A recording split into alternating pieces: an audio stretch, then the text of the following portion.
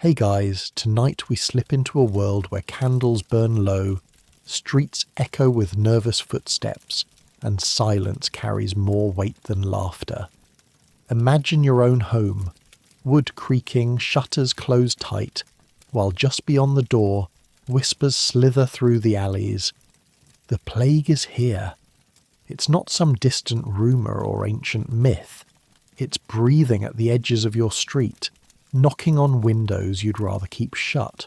You feel the air grow heavier, thicker, as though even the breeze knows better than to stir. And yes, small spoiler alert, you probably won't survive this. But don't worry, I'll keep the story cozy enough for bedtime. So before you get comfortable, take a moment to like the video and subscribe, but only if you genuinely enjoy what I do here. And if you're listening right now, drop your location and the local time in the comments. I love seeing just how far this sleepy little community stretches across the globe.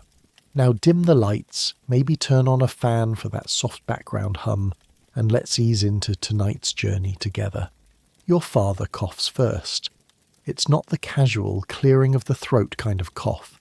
It's ragged, wet, and it seems to rattle from deep inside. At first, you all joke that maybe he swallowed a crumb of yesterday's stale bread. But then the cough clings, like a guest who refuses to leave.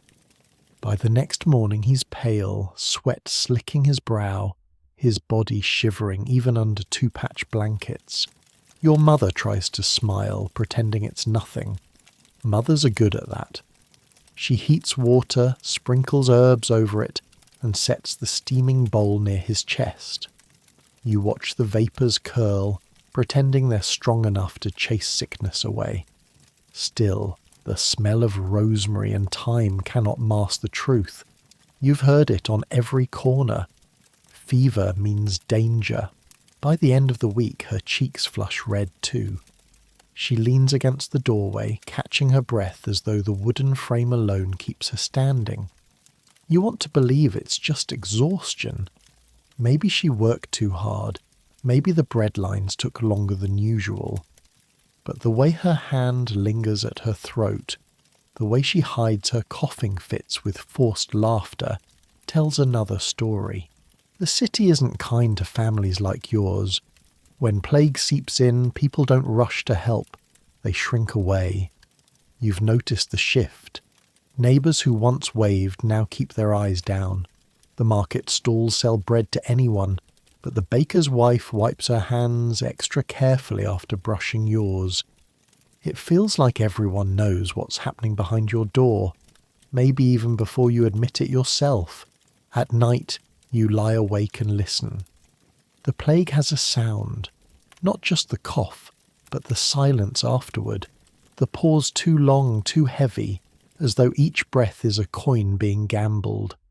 Sometimes faint church bells ring in the distance, and you wonder if they're tolling for your father, your mother, or for someone else just a few streets away.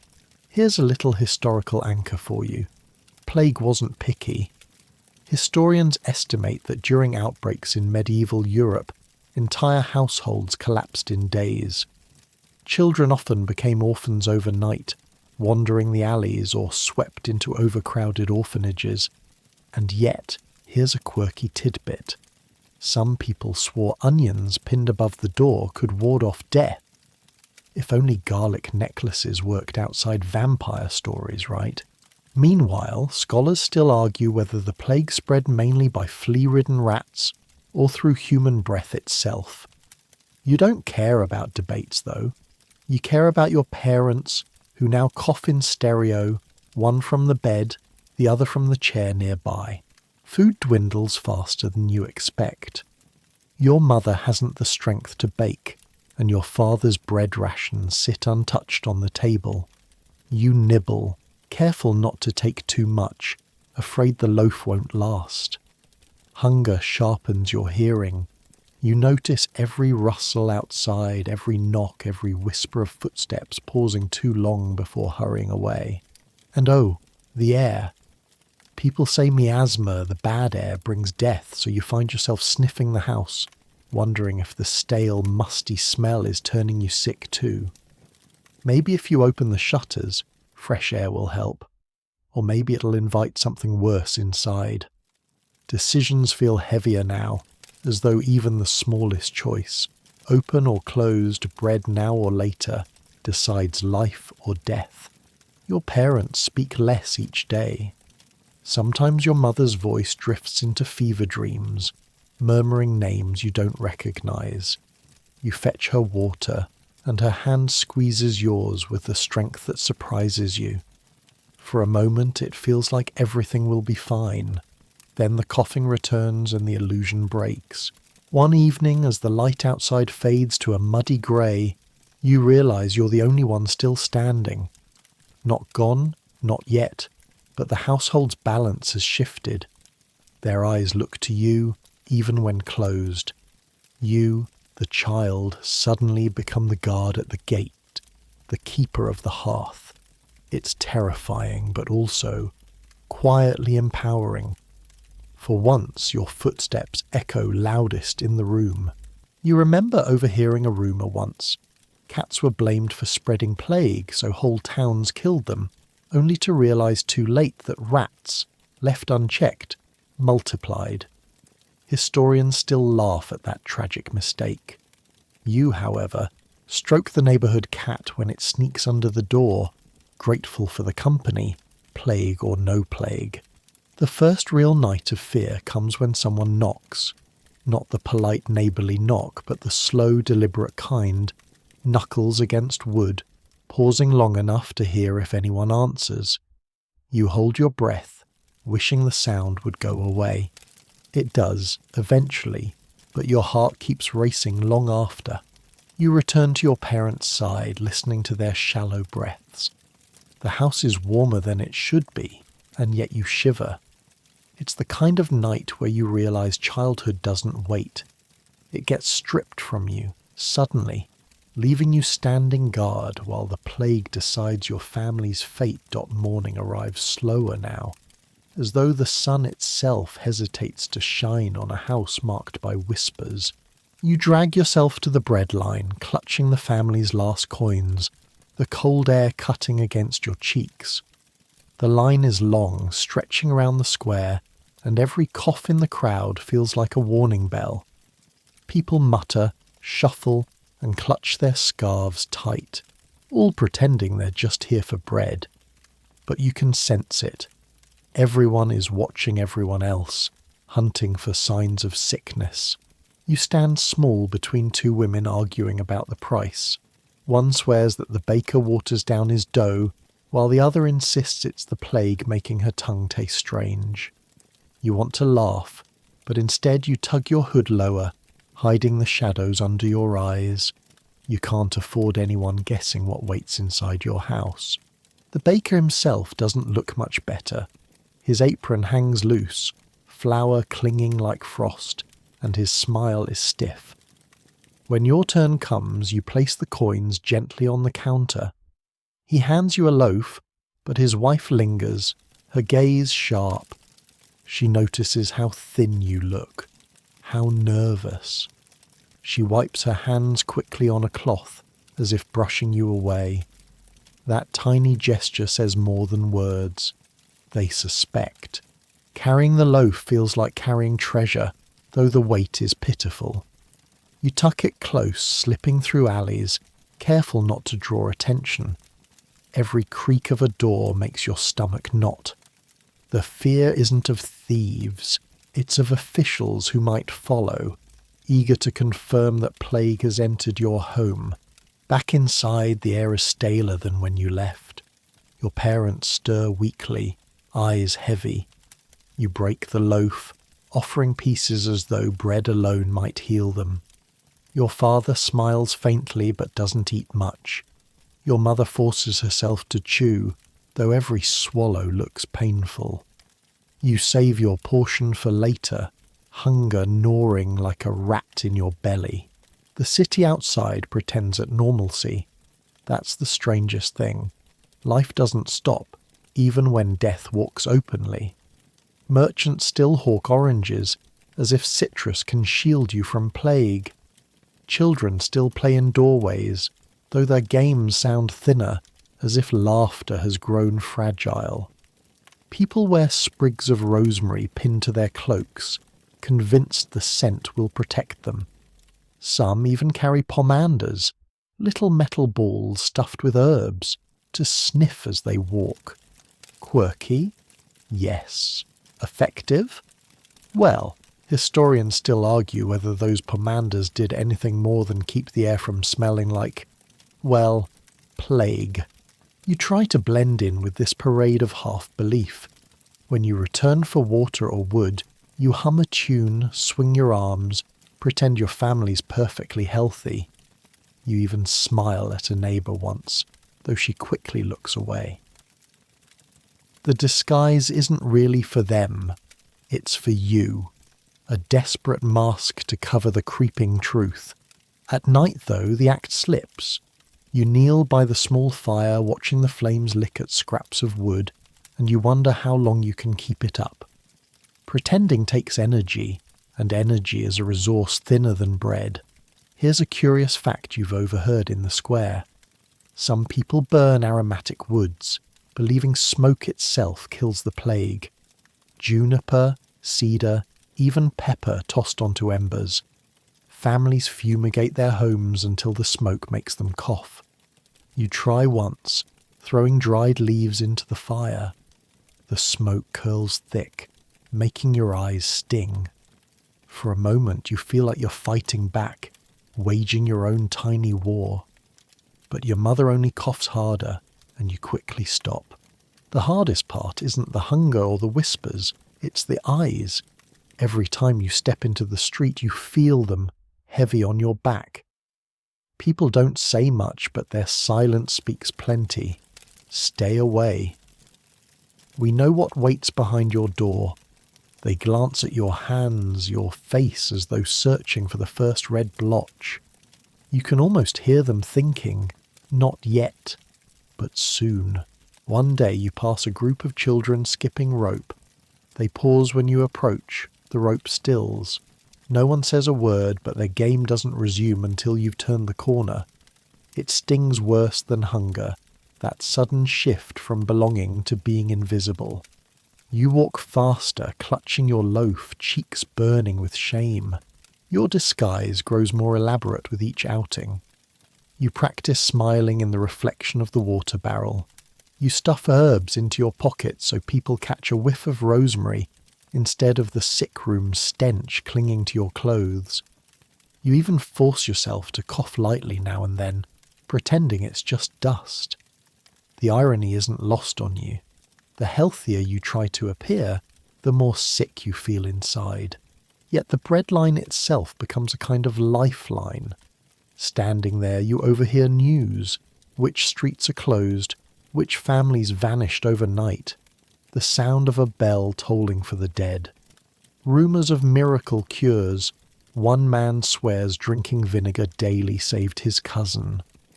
Another insists raw onions pull the sickness straight from your blood. Historians still argue whether any of these desperate remedies worked at all, but for you, they're background music in the theatre of survival.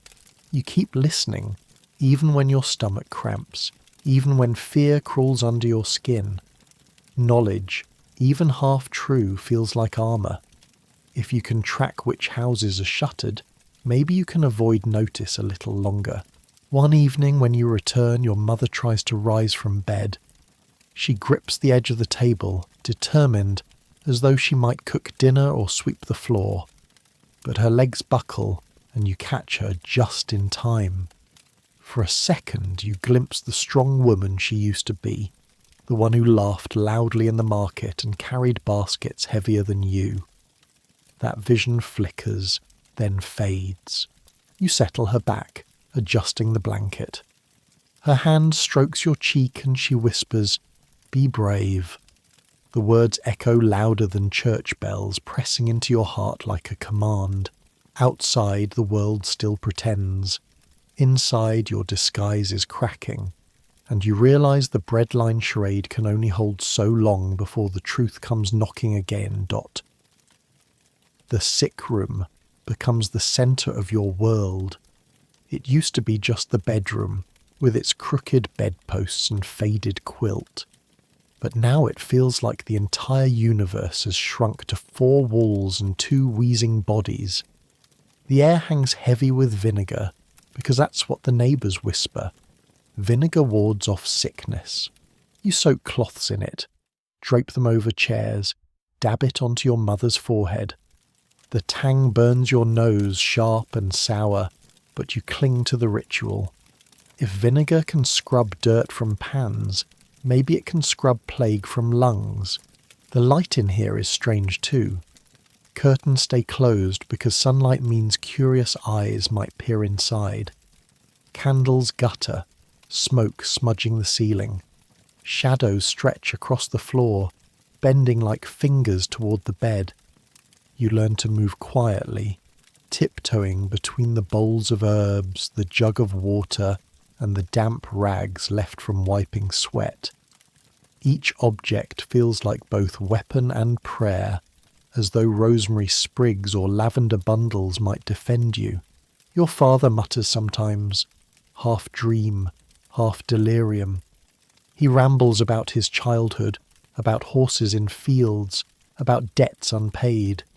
You sit nearby, trying to catch every word, because it feels like memory is slipping through his lips, scattering like ash.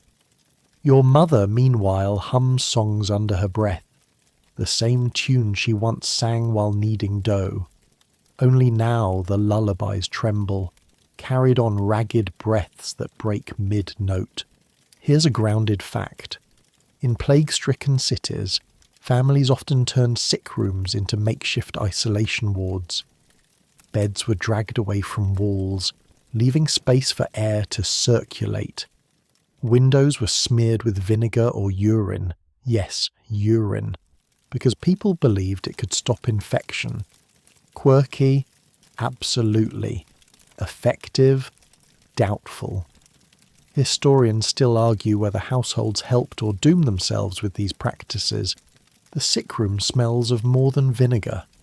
There's the musk of damp straw, the sour tang of sweat, and a faint metallic bite, like iron coins left too long in rain. You catch yourself holding your breath sometimes, as though you can refuse the air itself. But breath always wins. Lungs demand their due. You become caretaker, doctor, and guard all at once. Fetching water from the pump feels like a quest. You wrap the bucket handle with cloth so no one recognises it as yours. Returning with wood feels like smuggling contraband. Every step outside risks someone asking, "How fares your family?" and what answer could you possibly give? Inside you learn tricks, soaking cloths and pressing them to burning foreheads, turning pillows so the cool side faces up, measuring sips of water so they don't choke.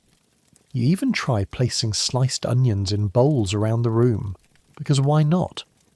People say onions draw out disease, and even if that's nonsense, the sharp smell at least masks the other odours. At night, you huddle in a corner, listening. The coughs rise and fall like waves, sometimes crashing together in awful rhythm. You count the spaces between each gasp, terrified that one pause might last too long. Sleep comes in scraps, like crumbs scavenged from a table. There's a strange intimacy in illness. You find yourself studying your parents' faces closer than ever before. Every crease, every bead of sweat, every twitch of their lips. You notice your father's beard has thinned, your mother's hair sticks to her temples. Once you catch her eyes open, staring at you with such intensity that you almost flinch. But then she smiles faintly, a whisper of who she used to be. You try to keep spirits up with small jokes. You tell your father he snores louder than the church bell. He manages a chuckle, though it quickly dissolves into hacking. You tease your mother that vinegar might turn her into a pickle before it cures her. She rolls her eyes, then whispers, "At least I'd keep longer." Humour, fragile as glass, still lives in this room. The outside world seeps in through muffled sounds, a cart rumbling over cobbles, the distant cry of "Bring out your dead," bells tolling somewhere far enough away to feel unreal. You wonder if anyone out there knows what's happening in your tiny sick room, or if your family has already been forgotten. One afternoon, as you sponge your father's forehead, he grips your wrist. His hand is hot, dry, desperate. He whispers, "Don't let them take us." His eyes bore into yours, fever bright, pleading. You nod quickly, though you don't fully understand. Take you where? The cart? The pit? You don't dare ask. Historians still argue whether home care helped plague victims or merely prolong suffering. Some records suggest patients who stayed in bed, hydrated and rested had better chances.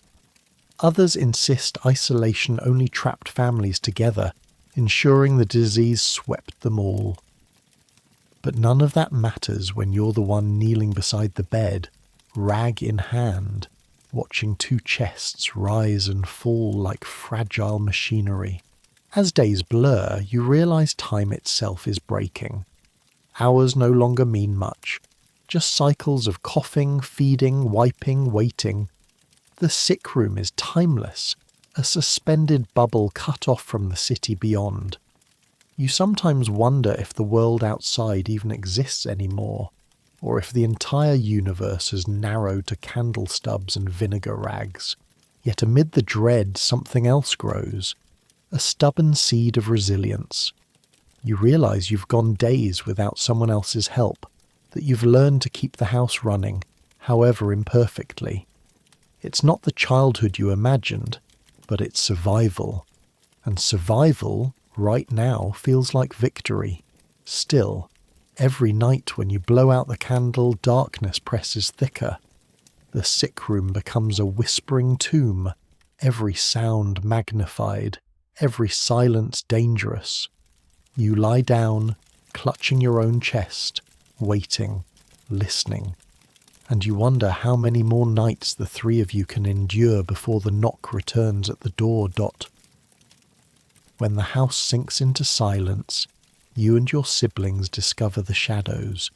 They're everywhere, on the cracked plaster walls, creeping under doors, stretching thin across the floor. At first, they're just company, shapes to keep you from feeling alone. Soon, they become your playmates, your secret kingdom in the dark. You invent games because laughter is softer than coughing and easier than weeping. One game is called Don't Touch the Plague. You leap from stool to bench to trunk, avoiding the floor as though it's crawling with invisible sickness. Another is Mask Doctor, where one of you puts on a beak-like nose fashioned from paper and cloth scraps, strutting about like the strange figures you glimpsed outside. You can't help laughing, though the laughter feels guilty, mocking death while death sits right in the next room. Your parents rest while you play. Their groans and raspy breaths drift through the wall, constant reminders that the fun is borrowed time. Still, the games buy you moments of escape. Childhood insists on peeking through, even when the world insists you grow up too soon. Food grows scarcer. You slice bread into thinner and thinner slivers, pretending they're feasts. Sometimes you play banquet, where you pretend to serve roasted pheasants, steaming pies, and sweetmeats. You nibble at crusts while describing extravagant dishes until your mouths water and your stomachs cramp from the cruel fantasy. It almost feels like magic. Your words summon meals you'll never taste. Here's a historical truth. Children often became invisible during plagues, left to fend for themselves while adults fought illness or fear. Some wandered markets begging, others scavenged abandoned houses. A quirky tidbit. Rats grew so bold in some cities that children trained cats and even ferrets to hunt them, turning survival into a kind of grim sport. Historians still argue whether communities truly abandoned plague orphans, or whether neighbours secretly helped more than records admit. The debates don't matter much when your own stomach growls in the night. You huddle together, sharing warmth. Blankets are thin, patched and repatched, so you pile onto one bed like puppies. The weight of another body next to yours reassures you. At least you're not alone in this. Sometimes you whisper stories, half-remembered fairy tales twisted into new shapes. In your versions, the princess doesn't wait for rescue. She carries her sick parents on her back through haunted forests. The knight doesn't slay dragons, but bargains with them for scraps of bread. Even your bedtime tales bend towards survival. The house itself becomes a playground of necessity. You invent hunger hide and seek, searching cupboards for forgotten crumbs, broken biscuits, or dried peas that rolled into corners. You celebrate each discovery like buried treasure, even if it's just a withered apple core. It's silly, yes, but also deadly serious. The game decides whether you eat that night. Outside, the street is quieter now. You peek through cracks in the shutters and see fewer neighbours. No more rope games. No more vendors shouting cheerfully. Just occasional figures shuffling by, heads down, faces hidden in scarves. Once, you spot a man dragging a sack that twitches oddly. You don't ask what's inside. To chase away the gloom, you draw on the walls with charcoal scavenged from the hearth. Crooked flowers, lopsided suns, stick figures holding hands. At first, your mother scolds weakly from her bed. Not on the walls, children. But then she stops. Maybe she understands that drawing keeps you from crumbling. Soon the walls bloom with black smudges, your private gallery of stubborn joy. One afternoon, a shaft of light slips through the shutters, illuminating the dust motes like tiny stars. You all gather around it, reaching hands into the golden stream, pretending you can grab pieces of the sun. It feels like hope itself has sneaked in, defying the vinegar stench and the muffled coughing. You promise each other you'll remember this. That light still breaks through, no matter how thick the shadows grow. Sometimes you bicker. Hunger sharpens tempers, and tiredness makes every slight feel heavy. You argue over who gets the bigger slice of bread, who fetches water, who tends to mother when she calls weakly. But quarrels burn out quickly. There's no energy for grudges. Instead, you collapse into giggles, rolling on the floor until your laughter sounds louder than the sickness. At night, when you close your eyes, the shadows feel less friendly. They stretch long and tall, looming like silent watchmen. You huddle closer to your siblings, whispering promises. We'll keep each other safe. We won't let the plague win. The words are fragile shields, but sometimes fragile is enough to fall asleep. Another fact. In London's Great Plague of 1665, entire households were boarded up if one member fell ill. Officials nailed shut the doors, leaving chalk marks on the outside, sometimes even painting a red cross. People trapped inside survived only if neighbours delivered food.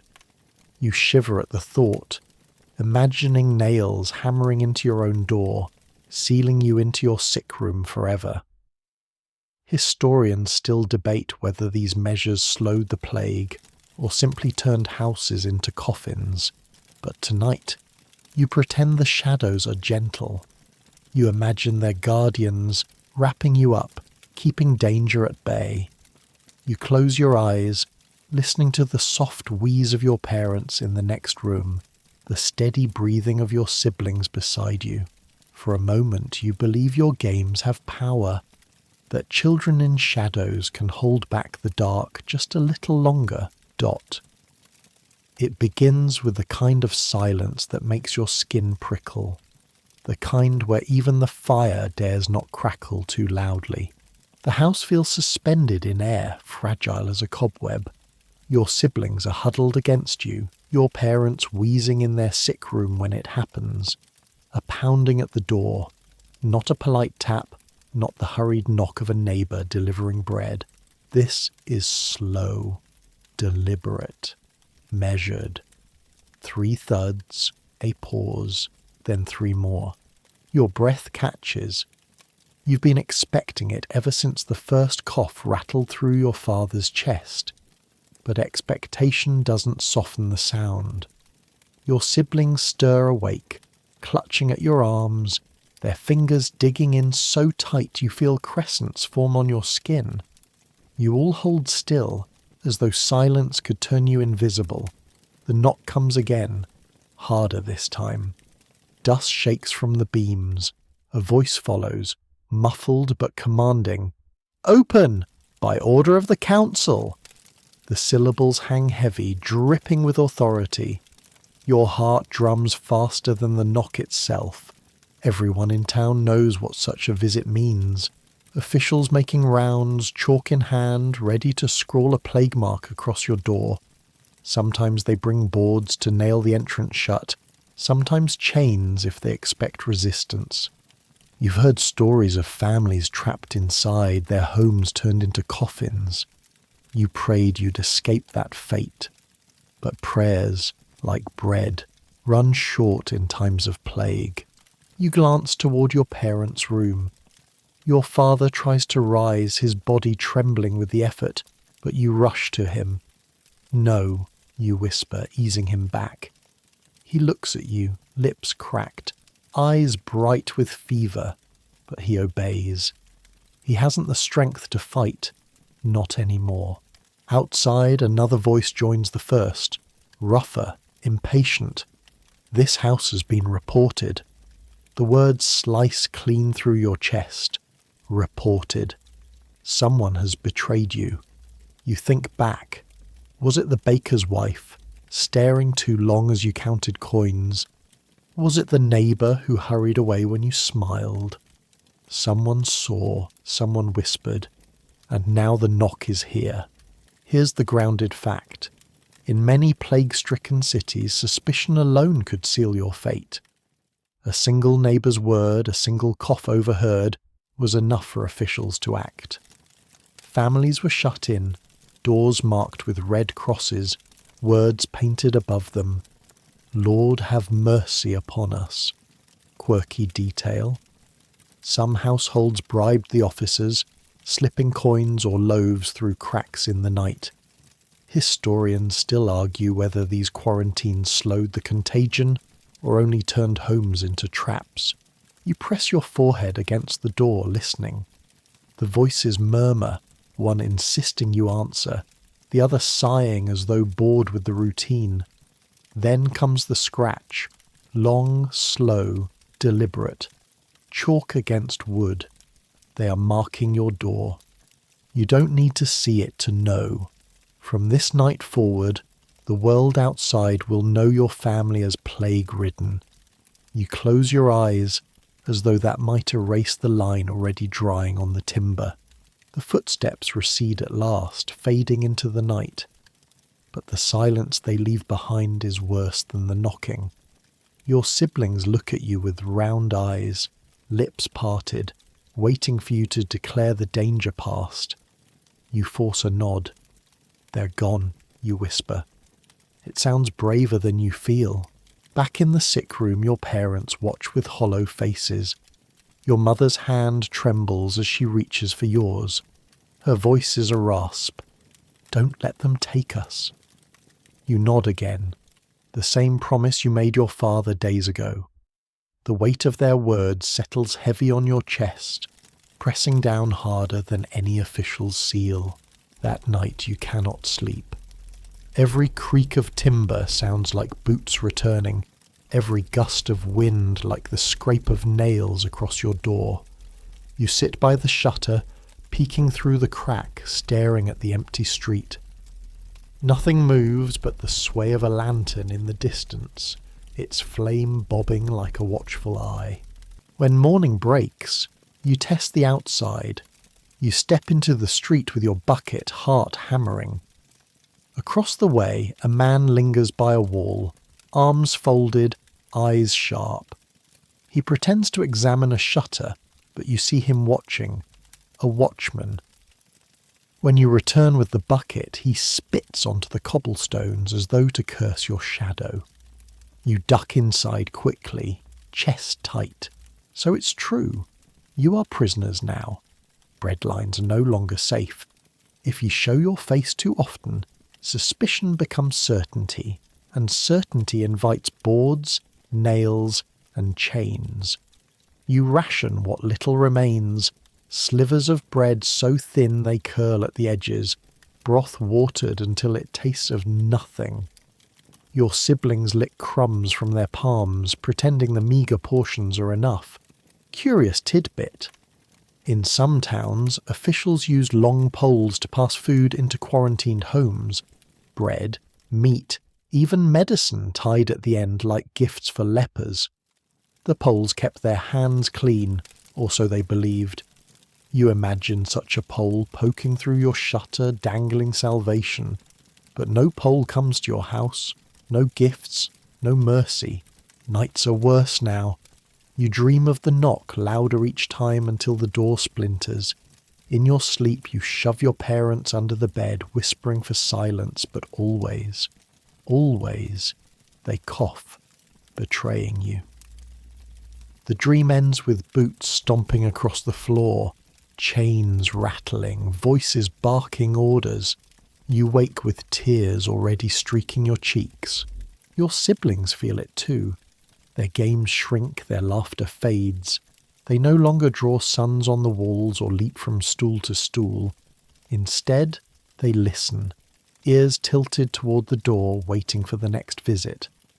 Childhood has been squeezed out of them, leaving only small bodies weighted with fear. And yet, somewhere inside you find a spark. The knock may have come, the chalk may scar your door, but you're still here. You still guard your parents, still portion out bread, still whisper stories at night. Defiance takes strange forms during plague. For you, it's refusing to crumble. Outside, life stumbles on. You hear the carts in the distance, wheels grinding against cobbles. You hear the bells toll, each one a reminder of neighbours gone. You wonder if soon the cart will stop at your door, if the mark outside already counts you among the lost. Historians still argue whether families like yours had any chance once marked. But tonight, debates don't matter. Tonight, you huddle in the dark, your hand pressed against the door, whispering a silent vow. Not yet. Not tonight. And as the house sighs around you, you wait for morning, knowing each sunrise now feels like stolen time. Morning arrives like a thief, pale and uninvited. The light creeps through cracks in the shutters, dust motes turning into little sparks of gold in the stale air. Your siblings stir beside you, restless from another night of shallow sleep. You sit up, stretch, and the boards groan beneath your weight, as if complaining about carrying the burden of another day. You want to stay inside, curled up where the smell of vinegar and smoke clings, but the truth is sharper. The bread is nearly gone, the water jug half empty. Hunger has a way of forcing courage into your bones, so you decide you'll go out. Not through the front, where chalk scrawls betrayal in plain sight, but the alley. The one that smells of fish guts and always hosts a gathering of rats who seem far too comfortable with plague. You slip your shoes on, whisper promises to your siblings that you'll be back soon, and squeeze through the narrow space where shutters don't quite meet the wall. Your feet land in mud that seems to ooze secrets. For a moment, you breathe fresh air, or at least air that isn't trapped with coughs and candle smoke. It carries with it the city's strange symphony. distant church bells, the squeak of cartwheels, voices pitched low as though afraid words might catch disease mid-air. Everywhere you look, shadows cling to corners. People walk quickly, scarves pressed to mouths. A woman drags a sack of turnips, eyes darting, as if someone might accuse her of carrying corpses instead. And then you notice the real sound that makes your gut twist. The hollow clang of a handbell, followed by a voice calling, "Bring out your dead." Yes, you've heard the phrase whispered by children, sung in mocking rhyme. But here it is, real. A cart lurches into view, its wheels wobbling under the weight of bodies shrouded in sheets. Flies buzz thick around the heap. The driver wears gloves and keeps a scarf wrapped tight around his face. But still he sits rigid, as if the stench itself could climb inside him. You pull deeper into the alley shadows, praying his eyes slide past. Here's a grim historical note to anchor this. During plague years in cities like London, those carts roamed the streets daily, bells warning the living to keep away. Some historians claim these carts doubled as grim announcements, instilling fear that encouraged compliance with quarantines. Others argue they simply spread dread and despair, doing little to contain anything. The debate lingers like smoke after a fire. You sneak further down the alley, hoping the market might yield scraps. What you find isn't so much a market as a whispering ground. People gather in clusters, exchanging news more than goods. A man mutters about the apothecary selling garlic at triple the price. Another swears a neighbour's child survived the plague after swallowing crushed emerald powder. Expensive nonsense, yet desperate ears lean closer. You hover at the edges, pretending to study the dried apples laid on a blanket. Your stomach knots with hunger, but your pockets sag light. 2 coins and a button that looks valuable if squinted at. You barter, awkwardly, offering both coins for a shriveled piece of bread. The seller narrows his eyes, notices the chalk stain on your sleeve, and suddenly the bread is snatched away. "Not for your kind," he hisses. That sting lingers longer than hunger. Neighbours who once waved across the square now turn their backs. Children who once shared marbles with you scurry away when your shadow stretches too close. You realise that the plague doesn't just rot lungs, it rots trust too. You drift further, away from the clusters, listening instead. Rumours fill the air like smoke. Some say cats spread the plague. Others insist cats save households by killing rats. A woman claims she saw a doctor burying silver under his doorstep to ward off sickness. You file away these scraps of superstition. They may not feed your stomach, but they feed your sense of survival, quirky fact to lighten the moment. In certain Italian cities, officials tried fumigating streets with burning rosemary and juniper, believing sweet smoke could chase away miasma. It made the air smell festive at least.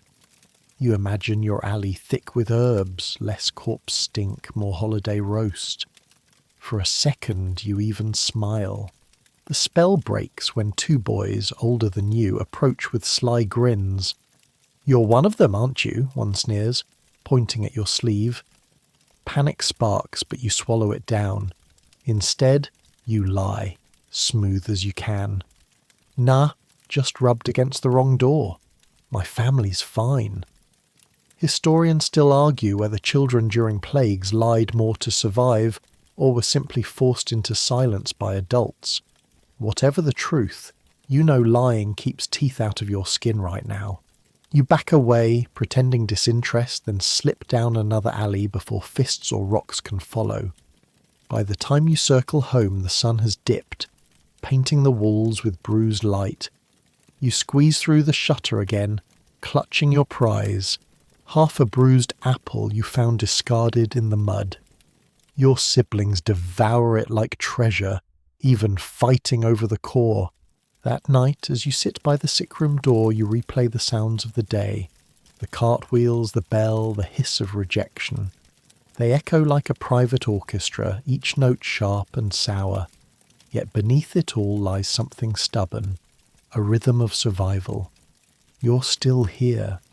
You walked streets, dodged suspicion, snatched food. And though the knock at the door may return tomorrow, tonight you've stolen hours outside. Hours of watching, learning, remembering that even in plague the world breathes on.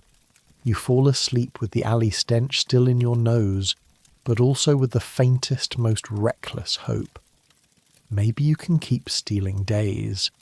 Maybe, just maybe, the plague won't take them all. The sound arrives before the sight.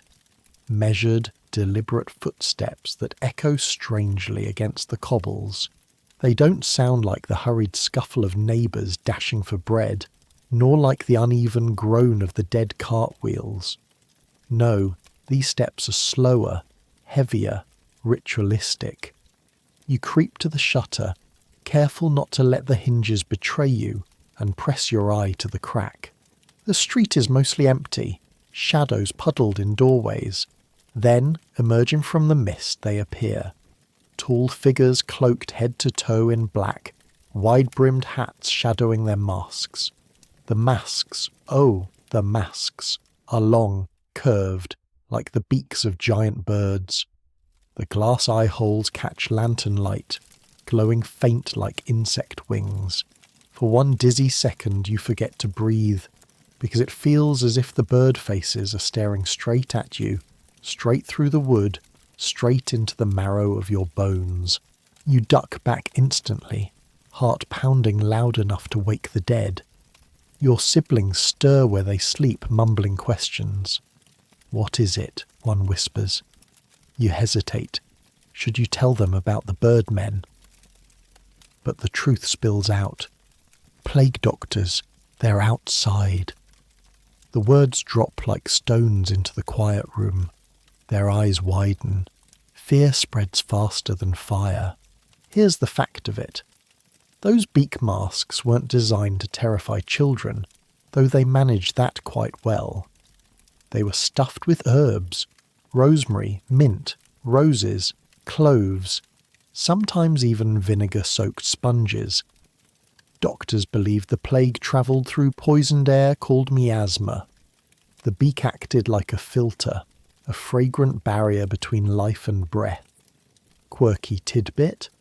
Some doctors stuffed their beaks with dried toads. Supposedly the stench of toad guts could scare sickness away. Historians still argue whether such masks provided any protection at all, or merely offered the illusion of safety. You risk another peek. The doctors stop at the house 2 doors down, the one already scarred with chalk. One raises a gloved hand, signalling. Then they knock, slow, solemn, 3 times. The sound is identical to the pounding you endured days ago. From inside, muffled cries. The doctors enter anyway, leather coats creaking. You can almost imagine what happens next. Gloved fingers checking pulses, sticks poking beneath blankets, whispers of "too late." Your siblings cling to you, trembling. "Will they come here?" one asks. You can't lie convincingly, not when your own voice shakes. "Not tonight," you say instead, which is true in the narrowest sense. The figures remain inside the neighbour's house for what feels like hours. Finally they emerge, shoulders weighted, masks tilted slightly lower, as if even birdmen can feel grief. They carry bundles wrapped in sheets. The dead cart arrives silently, and the bundles are loaded without ceremony. The bell tolls once, flat and heavy, before the cart rumbles away. That night, your parents whisper fevered prayers in their room. You sit by the shutter, watching the dark.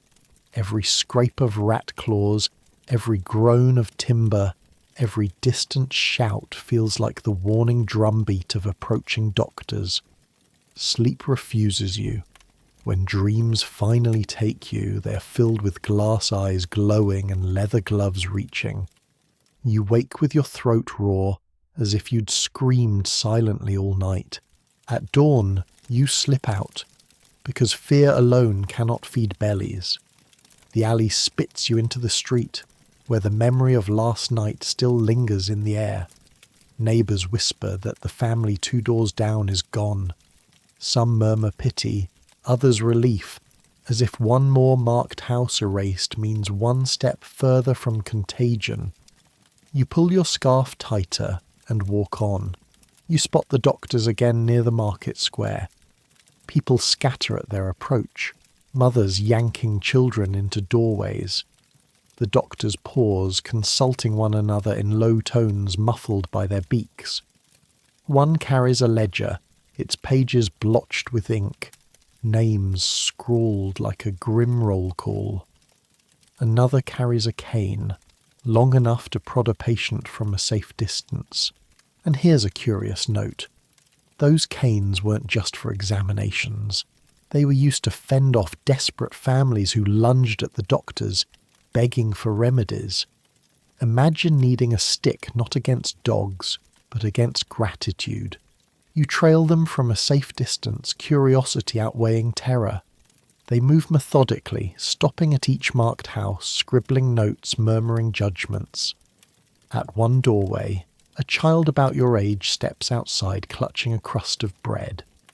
The nearest doctor raises his cane, not striking but nudging the child back across the threshold as if saying, "Inside, stay inside." Something strikes you then. Beneath the black coats and monstrous masks, these are just men. You glimpse a bare wrist as one adjusts his glove, thin, pale, trembling slightly. They aren't untouchable demons. They are mortals wrapped in costumes, terrified of the same plague stalking you. The mask hides their humanity, but it also betrays it. Somehow that realization steadies your breathing. When you return home, you transform the terror into story. You tell your siblings the birdmen aren't monsters, just frightened guardians in disguises. You hook your hands around your nose and pretend to peck at crumbs, making them giggle despite themselves. For a heartbeat, laughter replaces dread. Childhood sneaks back in, fragile but real. That night, however, the mask returns in your dreams. You see glass eyes gleaming, herbs spilling from the beak, gloves stained with chalk dust. You wake clammy, whispering to yourself, "They're only men," repeating it like a charm. Still, the truth clings. The doctors are out there prowling. They may not come tonight, but one day their steps will stop at your door. One day the knock will sound again, and so you keep watch. Every evening you perch by the shutter, peering through cracks, listening for the shuffle of leather shoes, the scrape of chalk, the creak of the cart, and when none of those sounds arrive, you breathe easier. You tuck your siblings under blankets, stroke their hair, and tell them you'll guard the night. You know the safety is temporary, but temporary is enough. In plague years, survival is always counted one night at a time. The betrayal comes softly at first, like a whisper slithering beneath the door. You notice it in the way neighbours glance away when you appear at the shutter, in how conversations cut short the moment your footsteps echo in the alley. No one calls your name anymore. No one waves. It's as though the chalked mark on your door has leapt onto your skin, branding you invisible and untouchable all at once. Your siblings ask why the baker no longer slips you the crusts he once saved. You don't answer, but inside you know. People are afraid, and fear makes them selfish. You can't even blame them, not entirely. After all, the plague turns kindness into risk. Still, the sting burns deep, sharper than hunger. A week ago, you and the neighbour's boy, Thomas, played knucklebones until your sides ached from laughter. Now, when you shuffle near his doorstep, he hisses at you through clenched teeth, "Stay back. My father says you're cursed. You almost laugh, because if curses were real, you'd have aimed a dozen at him already. But instead, you step away, jaw tight. Childhood friendships, it seems, dissolve faster than sugar in tea. Here's the plain fact. In plague years, survival often depended on distancing, physically and emotionally. People abandon neighbours, friends, even kin. Records tell of fathers refusing to bury sons, of mothers leaving daughters behind locked doors, and the quirky detail. In some towns, searchers were paid to inspect corpses and declare plague as the cause of death. These women were often widows, and their reputations for honesty were dubious at best. Neighbours sometimes bribed them to record consumption or fever instead, hoping to avoid the dreaded quarantine.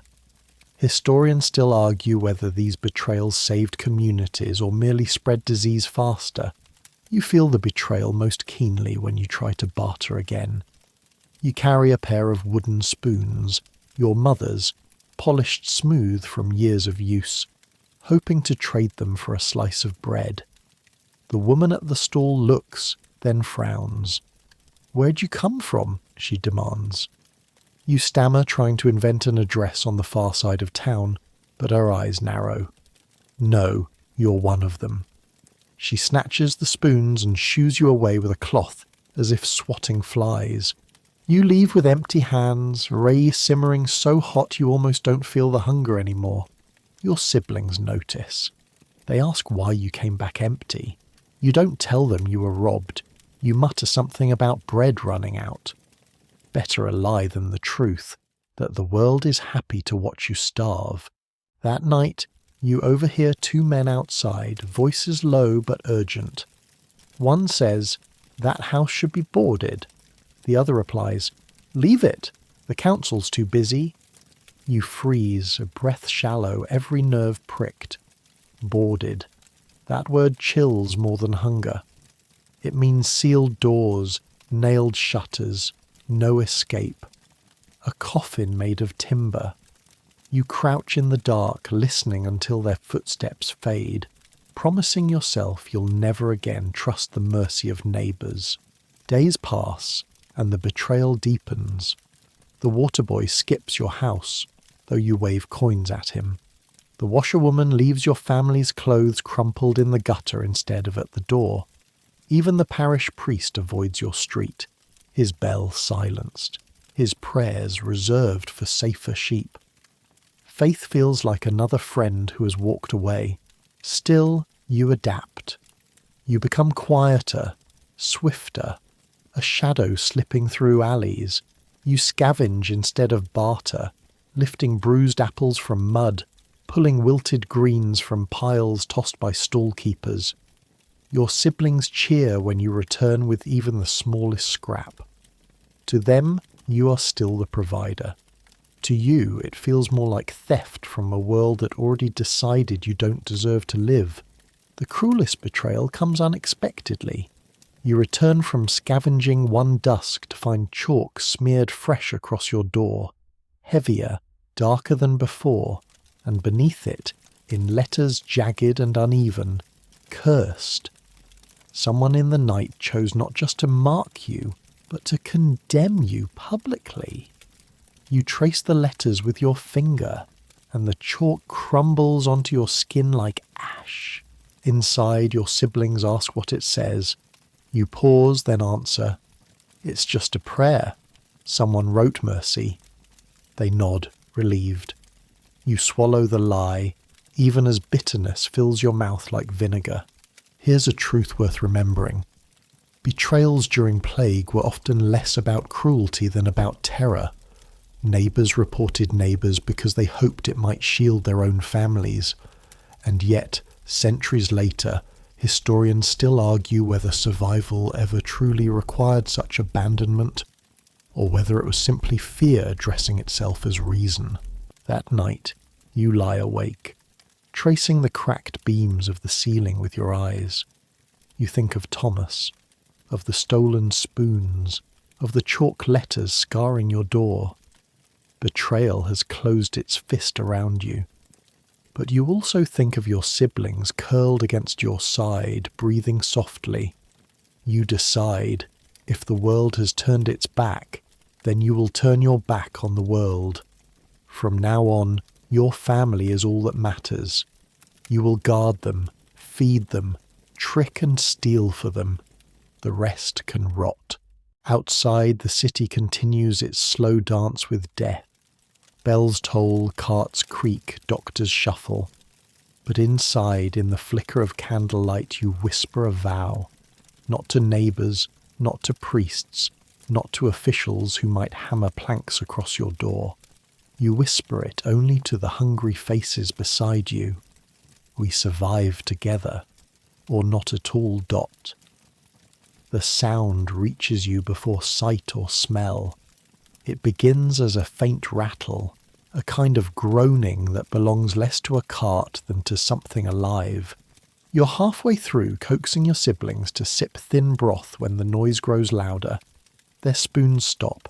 Yours hangs in mid-air, drops of watery stew falling back into the bowl. Then, unmistakable, comes the clang of a bell. Slow, measured, uncaring.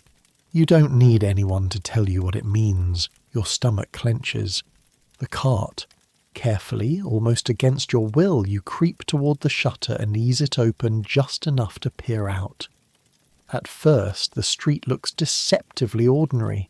Stones glistening from yesterday's rain. Laundry lines swaying in the breeze. Then it rolls into view.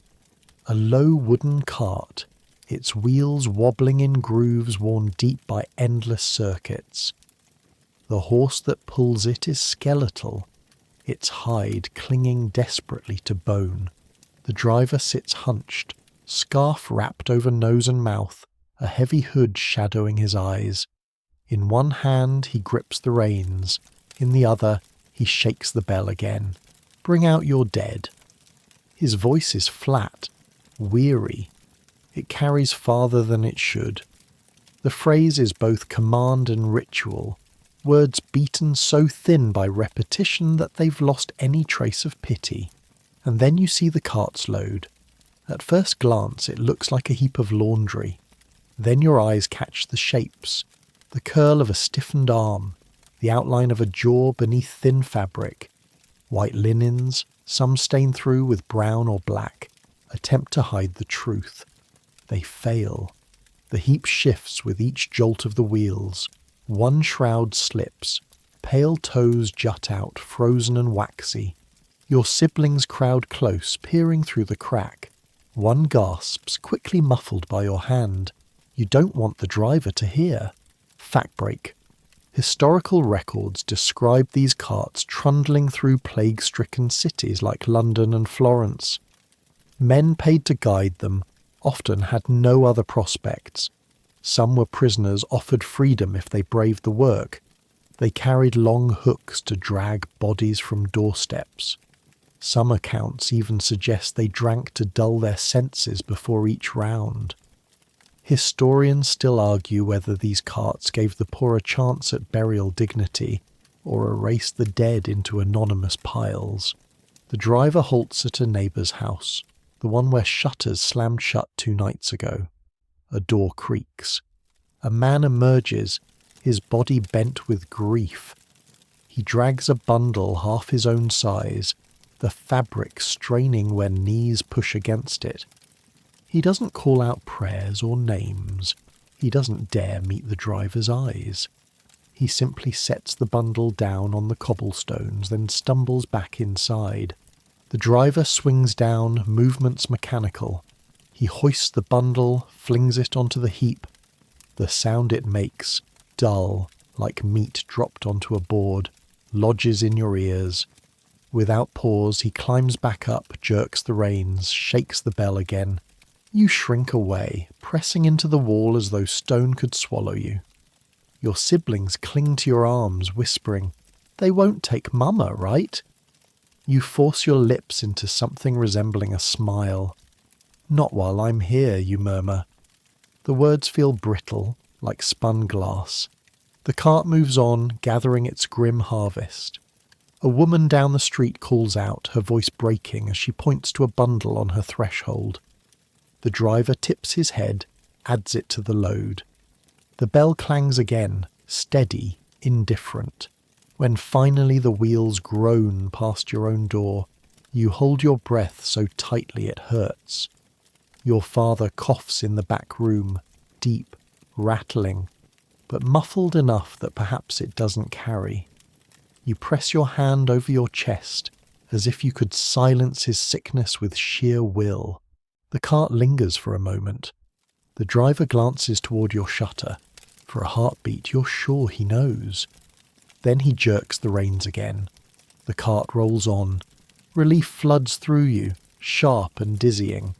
But it isn't clean. It's tangled with dread. Because you know this was only one round. The cart will return tomorrow, and the next day, and someday, unless a miracle intervenes, it will stop at your door and wait until someone answers. That night, sleep is no refuge. You dream of the cart pulling up to your threshold. The driver steps down, but his scarf slips, revealing not a face but an abyss. He speaks your name, not your parents', beckoning you forward. You wake with a jolt, sweat cold on your skin. Quirky tidbit. In some towns, families desperate to save their kin disguised the dying. They painted cheeks with berry juice, propped feverish bodies in chairs, even pinned flowers to their clothes to fool the carters. Sometimes it worked. Sometimes the disguise fooled no one, but the cart driver looked away anyway. Superstition told him to spare those who looked too lively. The thought is almost comical. You imagine smearing rouge on your mother's pale skin, tying ribbons in her hair, telling her, just smile when the bell rings. The absurdity of it makes you choke out a laugh, startling your siblings. But the laugh dies quickly, because you know you might actually try it. Morning arrives with brittle light. You hear the cart again, farther down the street, closer with each toll. Bring out your dead. The words scratch against the air, scrape against your bones. You rush to tuck blankets tighter around your parents, whispering fiercely, "Don't cough now, please, just hold it." The house holds its breath with you.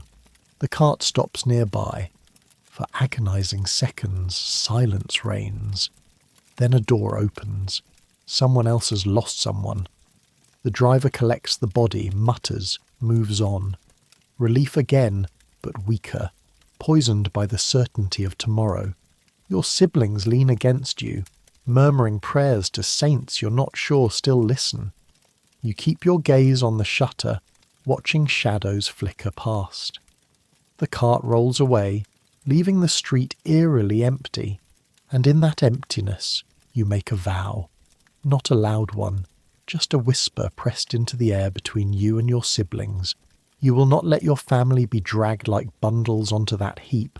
You will fight, with paint or ribbons or sheer stubbornness. Because the cart may be inevitable, but so is your defiance. The bell tolls faintly in the distance, fading. The broth on the table has gone cold. But your eyes remain hot, burning with something the cart cannot carry away. A child's fierce refusal to surrender what little remains of family dot. The knock does not come as a polite tap or neighbourly rap. It comes as a blow. 3 heavy thuds, deliberate, as though the men outside want the entire street to know which house they stand before. The sound reverberates through the wood and into your chest. You freeze where you sit, a crust of bread halfway to your mouth. Your siblings turn their heads toward the door, wide-eyed, then toward you, silently begging you to make the world stop. Another round of knocks, slower this time, each one dragging like an executioner's drumbeat. Your father coughs in the back room, a wet, rattling sound that might as well be a trumpet announcing your doom. You hear your mother stir, moaning softly in her fever. The men outside hear it too, of that you are sure. "Open!" comes a voice, muffled by wood but sharp, commanding, inescapable. Your hand hovers over the latch. Every instinct screams to bar the door, to pretend the house is empty, but you know it's useless. Everyone knows this house is not empty. Everyone knows sickness lives here. You draw a shaky breath and crack the door open. Two men stand outside, wrapped in long dark coats that smell of pitch and vinegar. Their wide-brimmed hats cast shadows over their faces. One clutches a thick ledger, its pages already crowded with names of the condemned. The other holds a rod with a red cloth tied at the end, dripping into a bucket of paint at his feet. His gloves are stiff with dried pigment, stained with countless marks left across countless doors. "Your household is reported ill," the ledgerman says, voice as flat as an iron plate.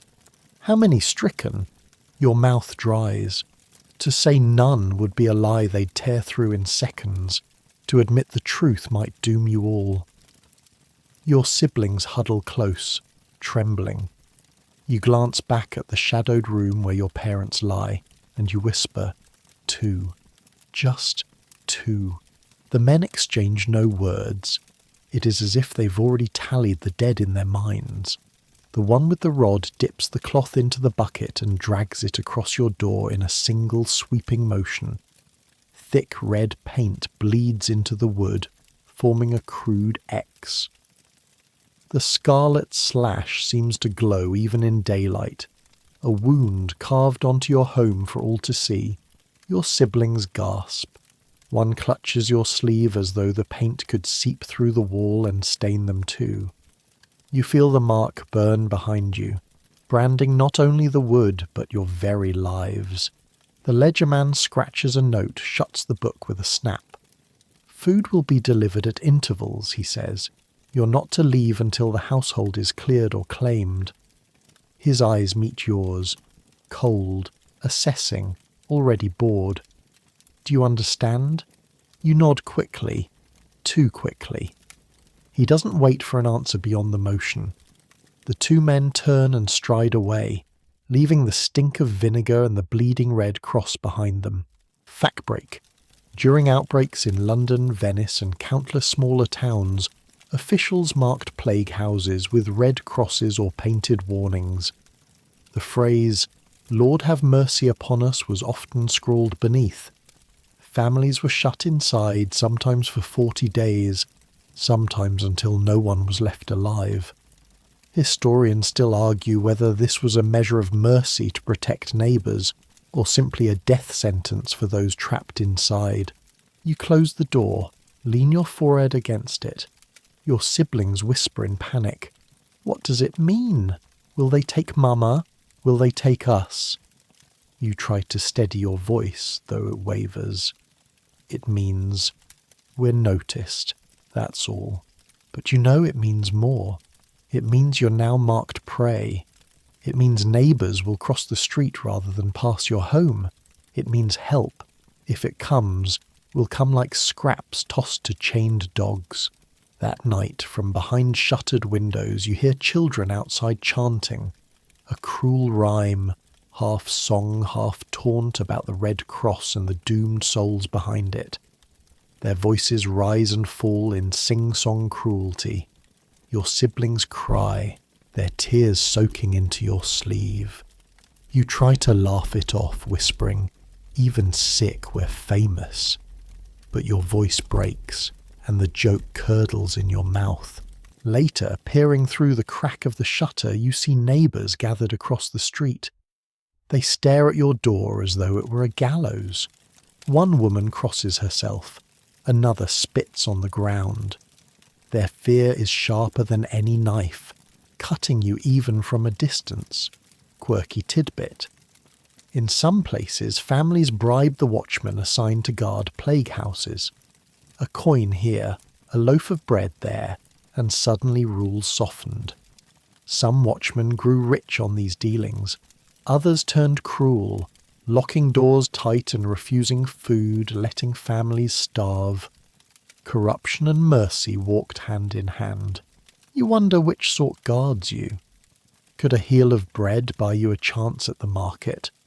Could you slip into the alleys unseen? The thought is dangerous, but it sparks in your mind all the same. Days pass. Each morning you find a basket on your step. Bread, onions, a jug of water. Silent deliveries as though the giver cannot bear to be seen near you. Your siblings devour the food greedily, crumbs clinging to their faces. You eat more slowly, resentment burning under each bite. Gratitude is tangled with humiliation.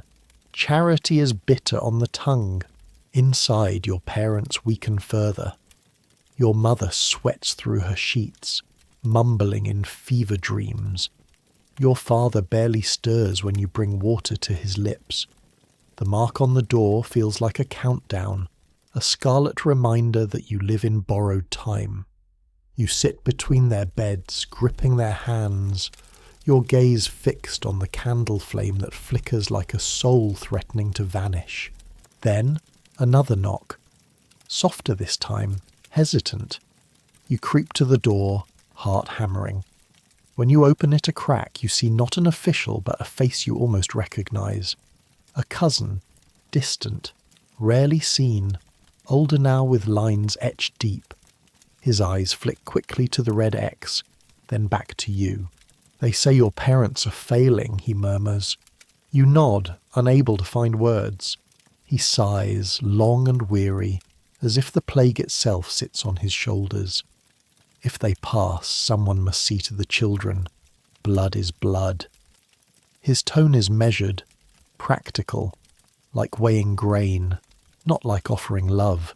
For a moment hope flares in your chest, but then you see it in his eyes. Hesitation, calculation. He looks at your siblings huddled in the corner. He looks again at the red X bleeding across the wood. He wants to claim you, perhaps even means it. But not now, not while the plague clings to you like smoke. I will return, he says, stepping back quickly, as though even your breath could burn him. His words sound less like a promise and more like an escape. You close the door. The Scarlet X stares back at you unblinking. Inside, the silence thickens, broken only by the sound of your parents' shallow breaths. And you realize with a cold clarity, even family weighs your worth against their fear. The basket outside the door is lighter this morning. Instead of bread and onions, there are only 2 crusts and a turnip that looks half rotted. Your siblings scramble for it anyway, gnawing the hard edges like starved mice. You let them eat first, though your stomach growls so loudly you're sure the neighbours can hear. You pick at a corner of the crust, chewing slowly, eyes drifting to the Scarlet X painted across your door. The paint has begun to flake, though the mark itself will never fade from memory. You wonder if anyone passing by still dares to look at you, or if your house has become invisible like a shadow people step around without thought. Fact break. During plague years, official rations often fell short. Families in quarantine survived by bartering secretly with neighbours, bribing watchmen, or relying on underground networks. Some even left coins in bowls of vinegar on their doorstep, so sellers could drop food into the disinfecting liquid without touching money directly. Historians still argue whether this practice was practical medicine or just symbolic ritual. The idea of trading gnaws at you. You slip your hand beneath the floorboards where you once hid a tiny stash. A trinket your father carved, 2 bent spoons, and a bead necklace your mother swore had belonged to her grandmother. Precious in memory, worthless in hunger. Still, in a market drained of hope, even superstition can buy bread. You wait until dusk. When your siblings fall asleep, curled together like kittens, you creep to the shutter and listen. The street is mostly quiet, just a distant dog barking, the shuffle of a watchman's boots. You slip out quickly, pressing your back to the wall. clutching the necklace in your fist. The air feels thicker, heavier, as if the world itself is holding its breath at your escape. You slink down the alley, heart pounding. Every shadow is a threat, every cough an accusation. At the corner you find a woman hunched over a makeshift stall, really just a crate draped with cloth. She sells sprigs of herbs tied in bunches, their scent sharp and bitter. She looks up as you approach, eyes narrowing. "You've got the mark," she whispers, glancing past you as if someone might be watching. You open your hand, showing the necklace. "Food," you plead. "Anything." Her gaze lingers on the beads, then darts around again. She mutters something about risk, but finally slips a bundle of wilted greens into your hand. "Go!" she hisses. "Before the watch comes." You run, the greens clutched like treasure, lungs burning. By the time you slip back inside, your siblings have stirred. Their eyes widen at the sight of the food. You tear it into equal pieces, ignoring your own hunger so they can eat first. Quirky tidbit. In some plague towns, charms were traded as seriously as food. Rabbit's feet, carved talismans, even powdered gemstones, none with real power, but all with desperate hope. Some swore that chewing emerald dust could ward off infection. You imagine your mother, if she could speak, laughing at the idea while begging for the emerald anyway. In the following days you learn small tricks. You wait for watchmen to tire and slip behind them. You listen for whispers of secret sellers who deal in the shadows. You trade buttons for candles, a wooden toy for a stale loaf. Each exchange is a gamble. You never know whether you'll come home with food or with nothing at all. Once, you nearly get caught. A watchman grabs your arm, eyes narrowing. "Where's your mark, little one?" he demands. You twist, shove the wilted carrot into your mouth, chewing furiously. "No mark," you mumble around the bitter taste. For a heartbeat he studies you. Then he laughs, shoves you away. "Desperate brats everywhere," he mutters. You don't breathe until you're back inside.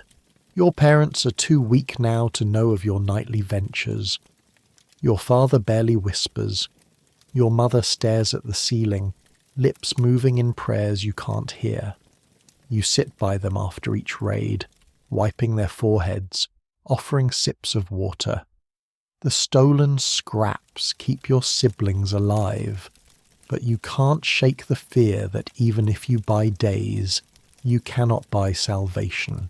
Still, each act of barter feels like a small defiance. Each trade, a statement. We are not gone yet. Fact break again. Markets during plague times were strange hybrids, part survival, part superstition. Alongside onions and bread, people sold plague charms, remedy powders, and amulets carved with symbols. Whether they worked was irrelevant. Belief itself was currency. You find yourself considering it. One evening you trade the last spoon for a tiny pouch of dried herbs. The seller swears it wards off pestilence if burned at night. Your siblings gather around the smoke, eyes wide, half convinced. You sit beside them, watching the herbs curl into ash, the air filling with acrid hope. For the first time in days they sleep without whimpering. The night is quieter than usual. No cart rattles by, no bells toll.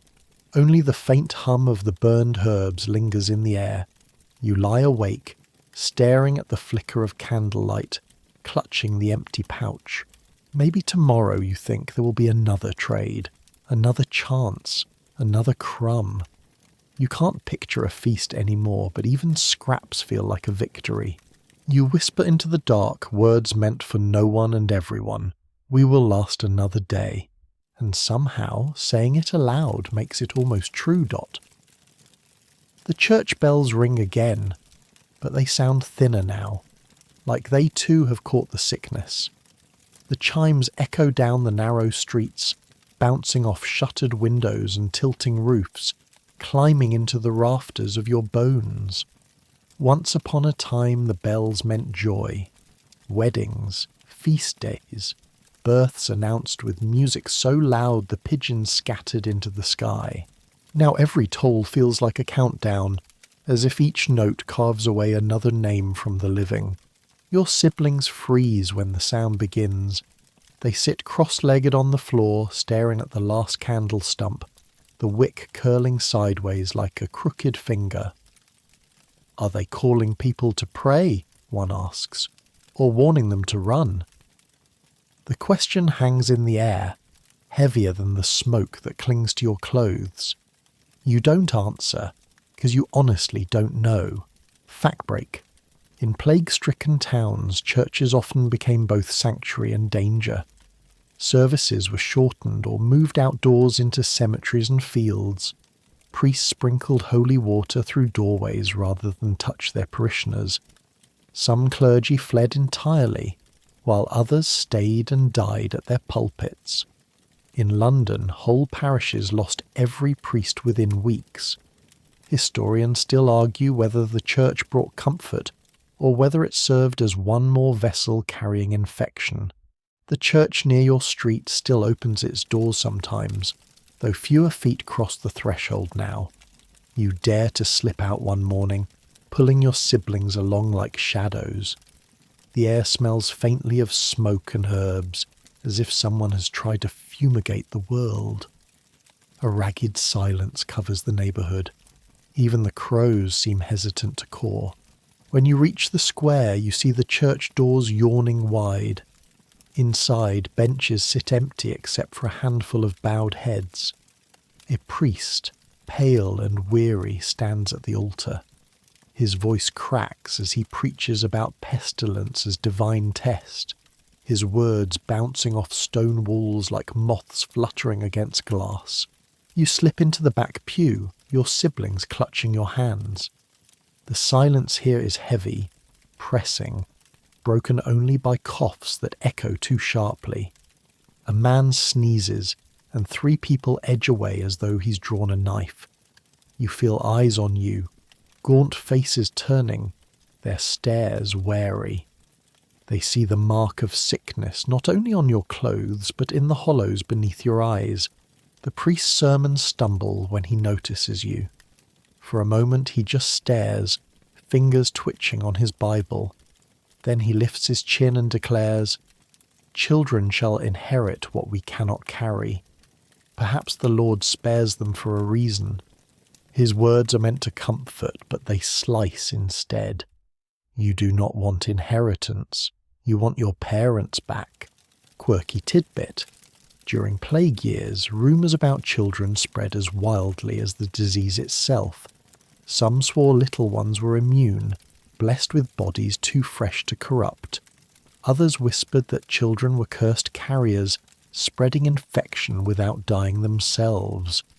There are accounts of children cherished as symbols of survival, and just as many of them being driven away as omens of doom. After the sermon, a woman approaches you. Her eyes are red from weeping, her veil damp, but her hands are firm as she presses a small loaf into your palms. "Take this," she whispers, "for your little ones." Her voice trembles, as though she's torn between kindness and fear. Before you can thank her, she hurries away, crossing herself as if to scrub your touch from her skin. You tear the loaf into 3 pieces as soon as you step outside, handing them to your siblings. They chew quickly, smiling despite the dryness, their teeth cracking against the crust. You save the smallest crumb in your pocket in case your parents can swallow later. The crumb feels heavier than stone. On the way home, you hear 2 men arguing in the street. One insists the plague is punishment for sin. The other claims it's caused by foul air drifting from swamps, miasma thick enough to poison whole neighbourhoods. Their voices rise, fingers pointing to the sky, to the ground, to each other's throats. You realise no one truly knows. Theories are traded like coins, each man certain his belief will shield him better than charms or onions. You slip past them, holding your siblings close, wondering which is worse, a god who smites at random, or an heir that kills without malice. Neither feels particularly fair. Back home, the red X on your door seems brighter in the afternoon sun, glaring like a fresh wound. Your siblings ask if God marked it himself. You shake your head quickly. It was just paint, you say, though your heart isn't sure. That night, the bells toll again. Fewer voices answer in song. You wonder if anyone hears them anymore, or if the bells toll only for themselves, ringing into an emptiness that swallows their sound. You light the last crumb of candle, the tiny flame struggling against the dark. Your siblings lean close, whispering prayers. You join in softly, though your words twist more into bargains than devotion. Let them live. Let me trade again. Let the cart pass us by. Fact break again. Some records tell of congregations gathering in plague fields, chanting litanies until their voices broke. Others describe priests refusing to bury the dead, leaving carts to tip bodies into pits. The debate lingers. Did faith falter, or was it simply bent beyond recognition? Your siblings fall asleep eventually, curled together like two fragile scrolls, ink fading but not yet erased. You remain awake, listening for the cart. The wheels don't come tonight. Only the bells echo faintly in your dreams, carrying questions without answers. And in that hollow sound you sense a cruel truth. Whether by prayer, by science, or by sheer stubbornness, survival has no certain recipe. You and your siblings are left to mix your own, part faith, part barter, part sheer refusal to collapse. The bells fade into the distance, but the silence they leave behind is heavier than stone dot. The candle is guttered out, leaving you in a world ruled by moonlight. Pale silver drips through the cracks in the shutters, striping the walls like prison bars. You lie awake on the straw mat, the bristles scratching your skin, listening with every nerve stretched thin. Somewhere in the distance a dog barks, then falls silent. You strain your ears for the creak of a cart, the cough of a stranger, or the stomp of a watchman's boots. Each sound could mean danger. Each silence could mean worse. Your siblings are curled together beside you, tangled like the roots of an old tree, their chests rising and falling in the rhythm of shallow sleep. You envy them. Sleep for you comes in shards. The moment you drift, you jolt awake, sure you've heard your mother's last gasp or the scrape of a shovel outside the door. Even when the room is quiet, your mind is noisy, an endless parade of what-ifs. Fact break. People in plague years often confess that sleep was the hardest labour. Fear of night air kept windows closed and candles burning until dawn, even in sweltering heat. Some swore that darkness itself carried contagion, so they fought it with prayer and fire. Historians still argue whether such sleeplessness weakened bodies against disease or protected families by keeping them indoors at critical hours. You shift onto your side, watching your parents. Your father's chest rattles with each breath like air leaking through a cracked flute. Your mother murmurs prayers, lips moving but soundless, her words swallowed by fever. Sometimes you hold their hands, pressing your thumbs into their palms, as though pressure might tether them to this side of life.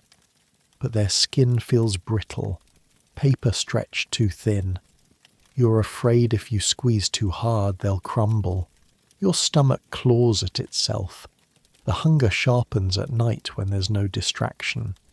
You lick your lips, remembering the dry loaf from the church, gone too quickly. Even now, the memory of its rough crust makes your mouth water. You'd chew bark if it promised a moment of fullness. Quirky tidbit. During quarantines, hunger often drove people to strange measures. Records tell of families boiling shoe leather until it's softened, scraping wax from candle stubs to eat the tallow, steeping dried flowers into bitter teas. A few even tried eating powdered bones, convinced it would carry strength from the dead into the living. Survival, it seems, was always more invention than appetite. You pull the thin blanket around your shoulders, wishing for dreams. Instead, thoughts circle endlessly. What happens if the cart comes tomorrow? If the watchman notices your nightly trades? If your siblings wake to find you gone? You imagine standing in the doorway, arms spread wide, bargaining with fate itself. Take me instead. But you know fate doesn't haggle. Then, a sound. Not the heavy rumble of wheels, not the mournful bells, but something softer. The scrape of wood, the whisper of hinges. You freeze, every muscle stiff. Slowly you realize the noise comes from the window shutter, nudged open by invisible fingers. A face peers through the gap, pale in the moonlight. For a terrifying moment you think it's a ghost come to collect the sick. Then you recognize him, the boy from 2 houses down. His hair sticks up in tufts, his eyes wide and fever-bright, his cheeks blotched with the same angry red spots crawling across your father's arms. "What are you doing?" you hiss. He presses a finger to his lips, glancing over his shoulder. Then he pushes something through the gap, a small sack, the faint smell of onions leaking from it. "They said your family's marked," he whispers. "Mine too. I thought we could share." You blink, stunned. You'd expected suspicion, perhaps even stones thrown at your window, not generosity. You take the sack, your fingers brushing his. His skin burns with heat. "Why?" you whisper. He shrugs. "Because my mother used to say hungry children make too much noise, and noise makes the angels restless." He grins crookedly, as if it's a joke. Then he pulls the shutter closed before you can answer. You sit there for a long time, sack in hand, unsure whether to laugh or cry. The smell of onions stings your nose, making your eyes water before you even cut them. Finally, you wake your siblings. Their faces bloom with wonder when they see the food. You slice the onions with your dull knife, the sharp scent flooding the room, burning your eyes until tears stream down your cheeks. Your siblings laugh through their own tears, coughing at the bite of the smell. But for once, tears don't feel like loss. They feel like something being washed clean. You hand out the slices. The taste is harsh, almost painful, but you chew slowly, savouring it as if it were sweet. Your siblings gobble theirs, smiling despite the bitterness. You save the smallest piece for your parents, though you're not sure their mouths can swallow anymore. Fact break again. Children often forge secret networks during plague years. While adults feared contagion, it was the young who carried scraps of bread, bundles of herbs, or whispered messages between houses. Some records call them shadow runners, moving quietly in the hours when no adult dared to risk the streets. Their efforts rarely appear in official chronicles, but they stitch together fragments of survival. You think of the boy 2 houses down, his fevered grin, his sack of onions. Tonight he may have given you more than food. He has given you proof that kindness hasn't starved completely from the world. The onions sit heavy but warm in your stomach. You lean back against the wall, eyes closing for the first time in what feels like years. Sleep creeps in like a cautious visitor, gentle and unhurried. When it finally takes you, it carries a rare dream. A long table, spread with bread and broth, laughter bubbling like spring water. Your parents sit healthy at the head, your siblings dancing on benches. The boy with the onions lifts one high above his head like a treasure, grinning. You wake with the taste still on your tongue, Tears drying on your cheeks. Dawn seeps grey through the shutters. The world has not improved overnight. The mark is still on your door. Your parents are still fading. Hunger still lurks just beyond. But for once, you rise with something you haven't felt in days. Not strength, not hope exactly. Something smaller, stubborn, but enough. The knowledge that you can endure one more day. The days blur together now, strung like beads on a fraying cord. Morning and evening look the same, grey light seeping through shutters, dust floating in still air, the slow rasp of your father's breath. You rise not because you've rested, but because your siblings tug at your sleeve, their stomachs growling louder than your own. Their eyes are dull, but in them flickers that persistent demand. We are still alive. We still need. Today the basket outside holds only a torn cabbage leaf and a jug of water with a crack along its side. You lift it carefully, as though it were made of glass, even though it sloshes metallic-tasting liquid. Your siblings tear the cabbage into strips, chewing each fibrous piece as though it were cake at a festival. You sip from the jug, forcing yourself to smile at them, even as the taste clings like rust. Fact break. During plague quarantines, families were meant to receive daily rations, but fear eroded generosity. Delivery men sometimes left baskets at the far edge of alleys, unwilling to come closer. Accounts describe baskets so pitiful that families joked the plague would starve them before it infected them. Historians still argue whether this neglect came from cruelty or simple exhaustion of systems overwhelmed by need. You kneel by your parents. Your father's lips are cracked, his eyes unfocused. You raise the jug to his mouth, tipping it gently. He swallows, then coughs, the sound rattling deep in his chest like stones in a jar. Your mother does not stir at all. You wipe her brow with a rag, whispering fragments of lullabies, though you know she can't hear. Your siblings watch, their faces tight. Will they get better? One asks. The other doesn't speak, but their silence carries the weight of dread. You force a smile that stretches like a cracked mask. They're just sleeping, you murmur. Rest is how people heal. Inside, the lie scrapes your throat raw. Afternoon drags, heavy as lead. You try to distract your siblings with stories, tales of jugglers balancing knives, of market clowns who painted their faces so brightly that chickens laid eggs early out of fright. They giggle for a moment, but the laughter fades, swallowed by the hush of the house. Quirky tidbit. Children in plague years sometimes created their own plague games. They tied paper cones to their faces, pretending to be doctors with long beaks.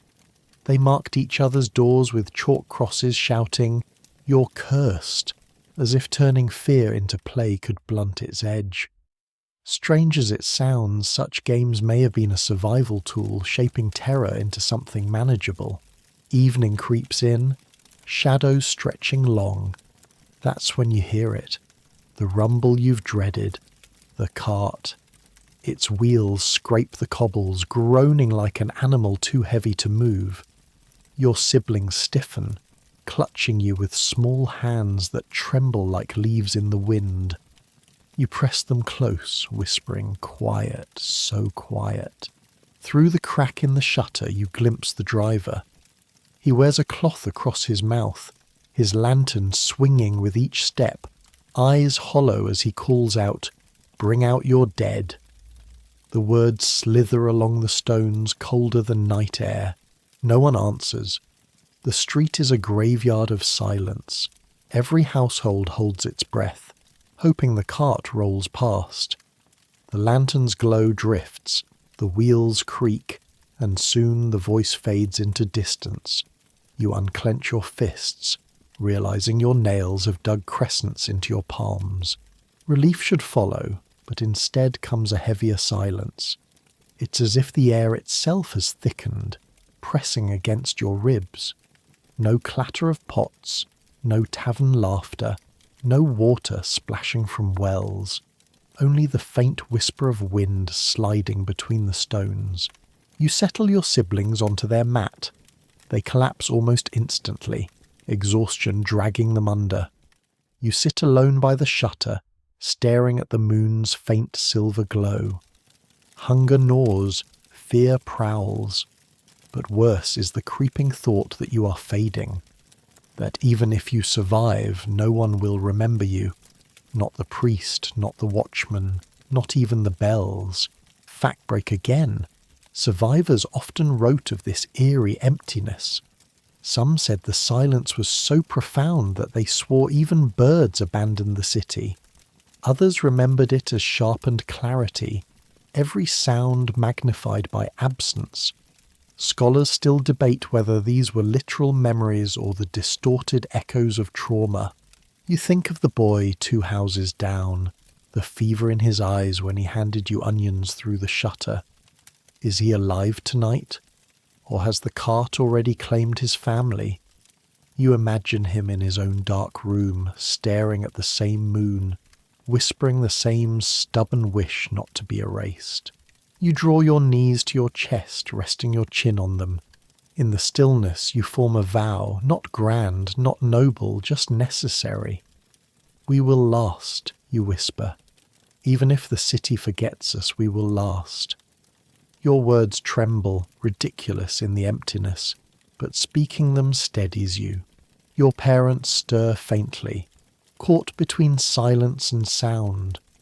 You lean close, brushing their hands, reminding yourself that their warmth, however fragile, still exists. Your siblings breathe softly in rhythm. For this moment, your family is still here. Outside, the cart is gone. The moon slides higher, white and indifferent.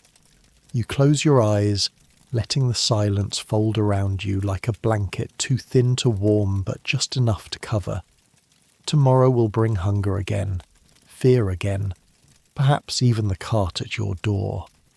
But tonight you let yourself rest in the smallest of victories.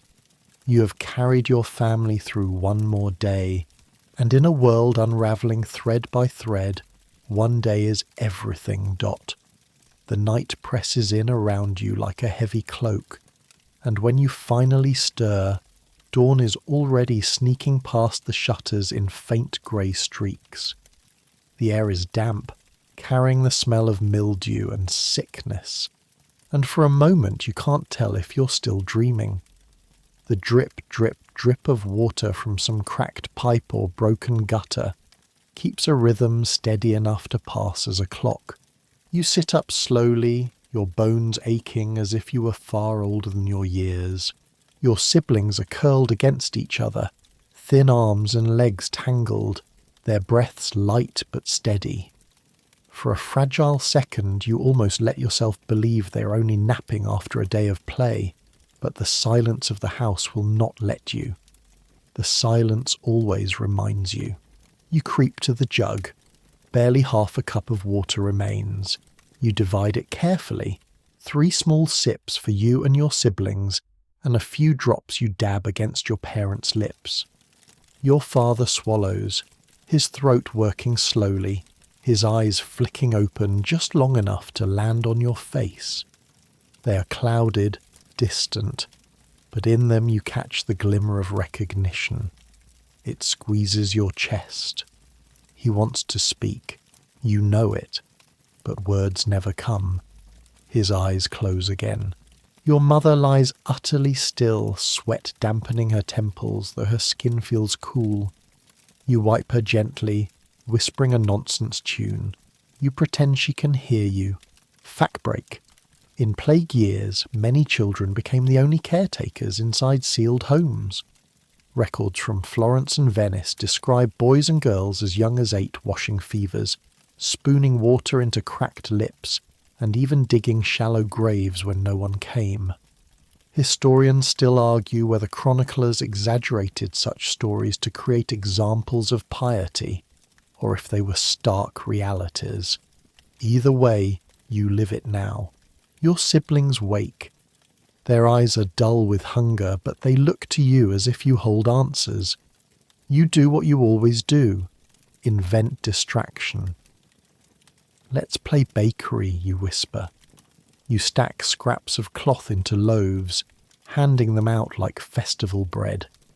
They gnaw on the air, giggling weakly, crumbs of laughter breaking through the gloom.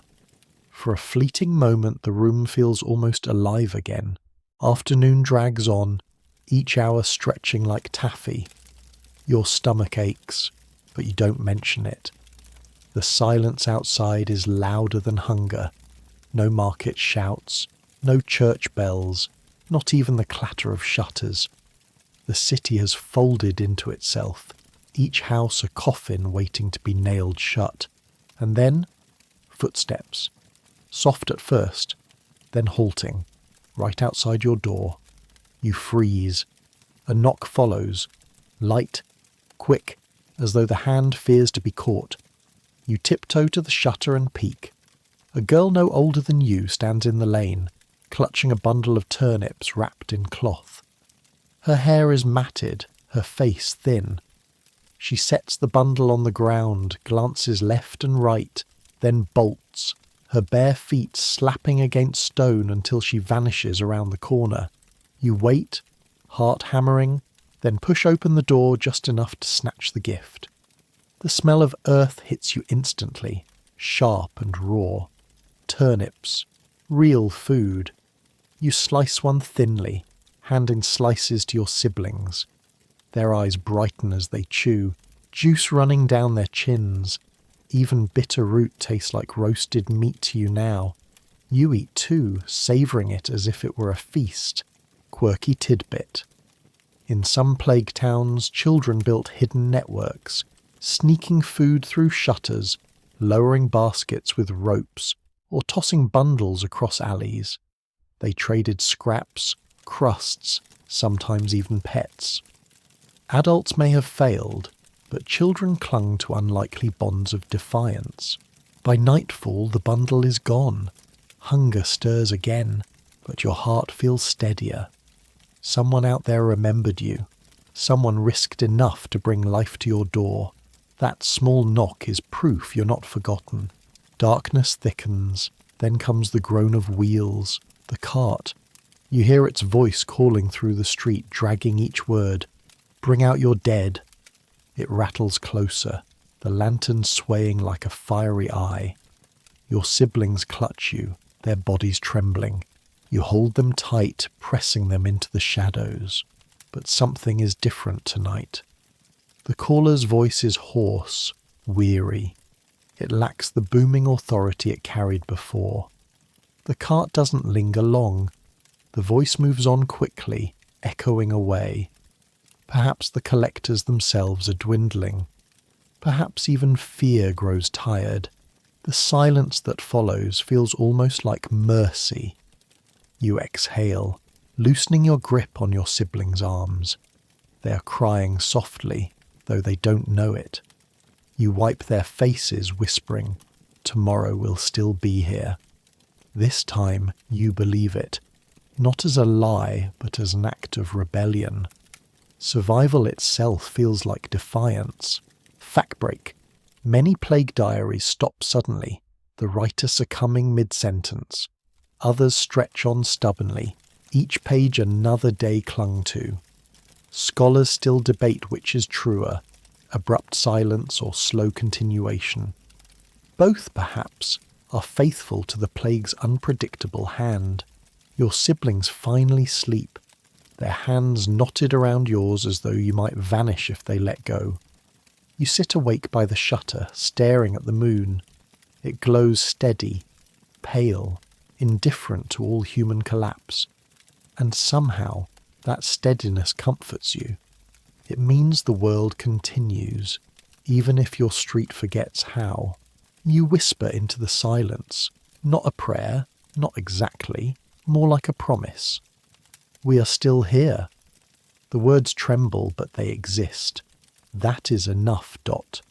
The shutters have been closed so long that you've stopped remembering the exact day they were first nailed shut. They are no longer just boards keeping out the plague.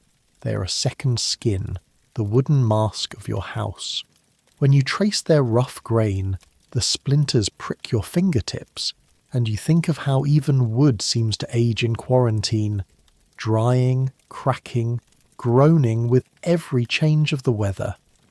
The street beyond them is a mystery. Sometimes you hear footsteps, sometimes only silence, but most often there is nothing at all, as though the world outside has been swallowed whole.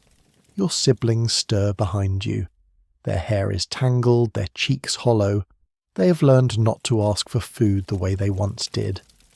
Now their hunger is quieter, a constant hum instead of a cry. Yet they still look to you for answers, their eyes wide, searching. You lift the jug from the wall. It is nearly empty, but you tilt it carefully, portioning what remains into 3 small sips. One child drinks too quickly, dribbling water down their chin. The other takes slow, deliberate swallows, as if trying to make each drop last forever. You drink last, tasting the metallic tang. Then you dab the cloth with the remainder and press it against your parents' lips. Your father swallows weakly, his eyelids fluttering as though he knows you are there. His gaze lingers on you for a single fragile second before it fades again. Your mother doesn't respond at all. She lies still, her skin clammy and her breath shallow. You smooth her hair back from her forehead, whispering lullabies that once comforted you as a child. The sound is cracked now, hollow with exhaustion, but it is the only song left in this house. Fact break. In plague-stricken cities, countless children became caretakers by default. Chronicles from Florence and London describe boys and girls no older than 10 who spoon-fed broth to their parents, wiped brows with rags, and even carried out burials when help never came. Historians still argue whether these stories were exaggerated as moral lessons for the living, or if they were unvarnished truths. You don't have to argue. You know, your siblings tug at your sleeves. What do we do now? One asks, the words flat but hopeful. You smile, though the corners of your lips ache. We play, you say, and so you gather scraps of cloth and fold them into rough shapes. Bread, you announce, handing 1 piece to each child. They pretend to chew, making silly noises, puffing their cheeks, giggling at the absurdity. Their laughter is brittle, but it glitters like a shard of light piercing through the boarded window. For a moment the plague does not exist. Quirky tidbit. Children everywhere turn to play, even during plague years. Some tied cones of paper to their noses to mimic plague doctors. Others marked chalk crosses on each other's doors, declaring, "You are cursed," as part of a game. Adults may have prayed, bargained, or despaired, but children often turned fear into performance, reshaping terror into rules, roles, and playtime rituals. The hours crawl. Outside, the afternoon sun heats the shutters until they smell faintly of resin. You peer through a crack once, glimpsing the shadow of a cat slinking across the empty lane. It looks back at you with shining eyes before disappearing. Even animals, you think, know how to survive plague time better than men. As dust settles, something stirs. You hear a faint sound, softer than a whisper, but too deliberate to be wind. Tap, tap, tap at the door. Your body freezes. Your siblings clutch your arms, eyes wide. You inch to the shutter, peeking through. There she is again, the girl who once left turnips. She stands in the lane, her dress ragged, her hair loose, her hands clutching a small bundle wrapped in cloth. She doesn't linger. She sets it down quickly and darts away, her bare feet barely making a sound against the stone. You wait. Your heart pounds as you listen for danger, but none comes. Slowly you open the door and snatch the bundle back inside. You unwrap it, and the smell of earth and root fills the air. turnips again, maybe two, and a single small onion. It is treasure beyond measure. You slice one root thin, handing pieces to your siblings. Their faces light up as they chew, the bitterness transformed into joy by sheer need. You eat your share too, savouring every fibrous bite. It is not enough to fill you, but it is enough to remind you of life. Fact break. In many plague-struck quarters, children developed hidden networks of survival. They shared scraps through shutters, tossed food bundles over walls, or lowered baskets tied to ropes. Adults avoided one another, but children invented their own systems of trust, built not on authority but on instinct. Historians still debate how organized these exchanges were, whether they were random acts of kindness or true underground lifelines. Night comes. Your siblings curl against you, their bellies not full but not empty.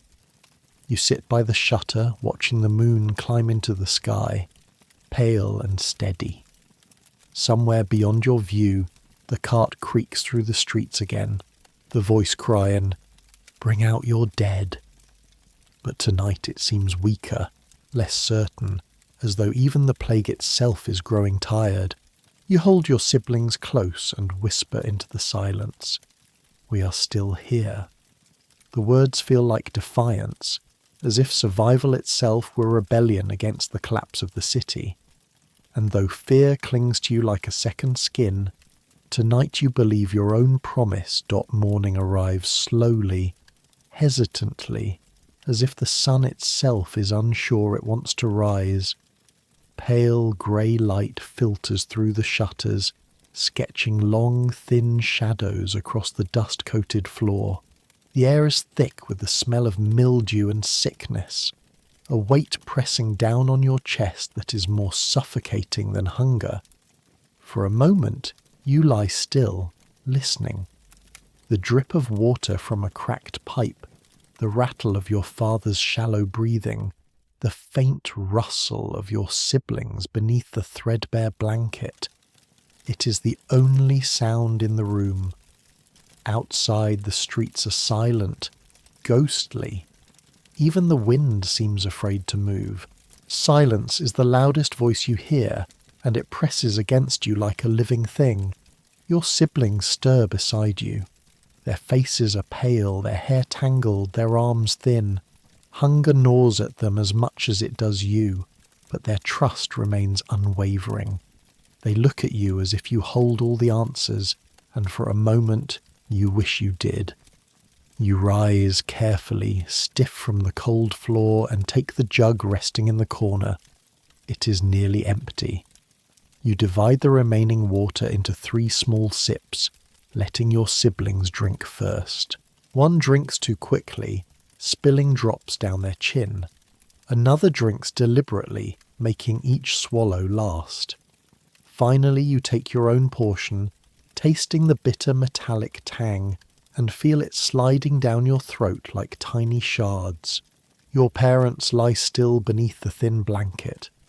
Your father shifts, lips moving in a weak murmur, eyes flickering open just long enough to glance at you before closing again.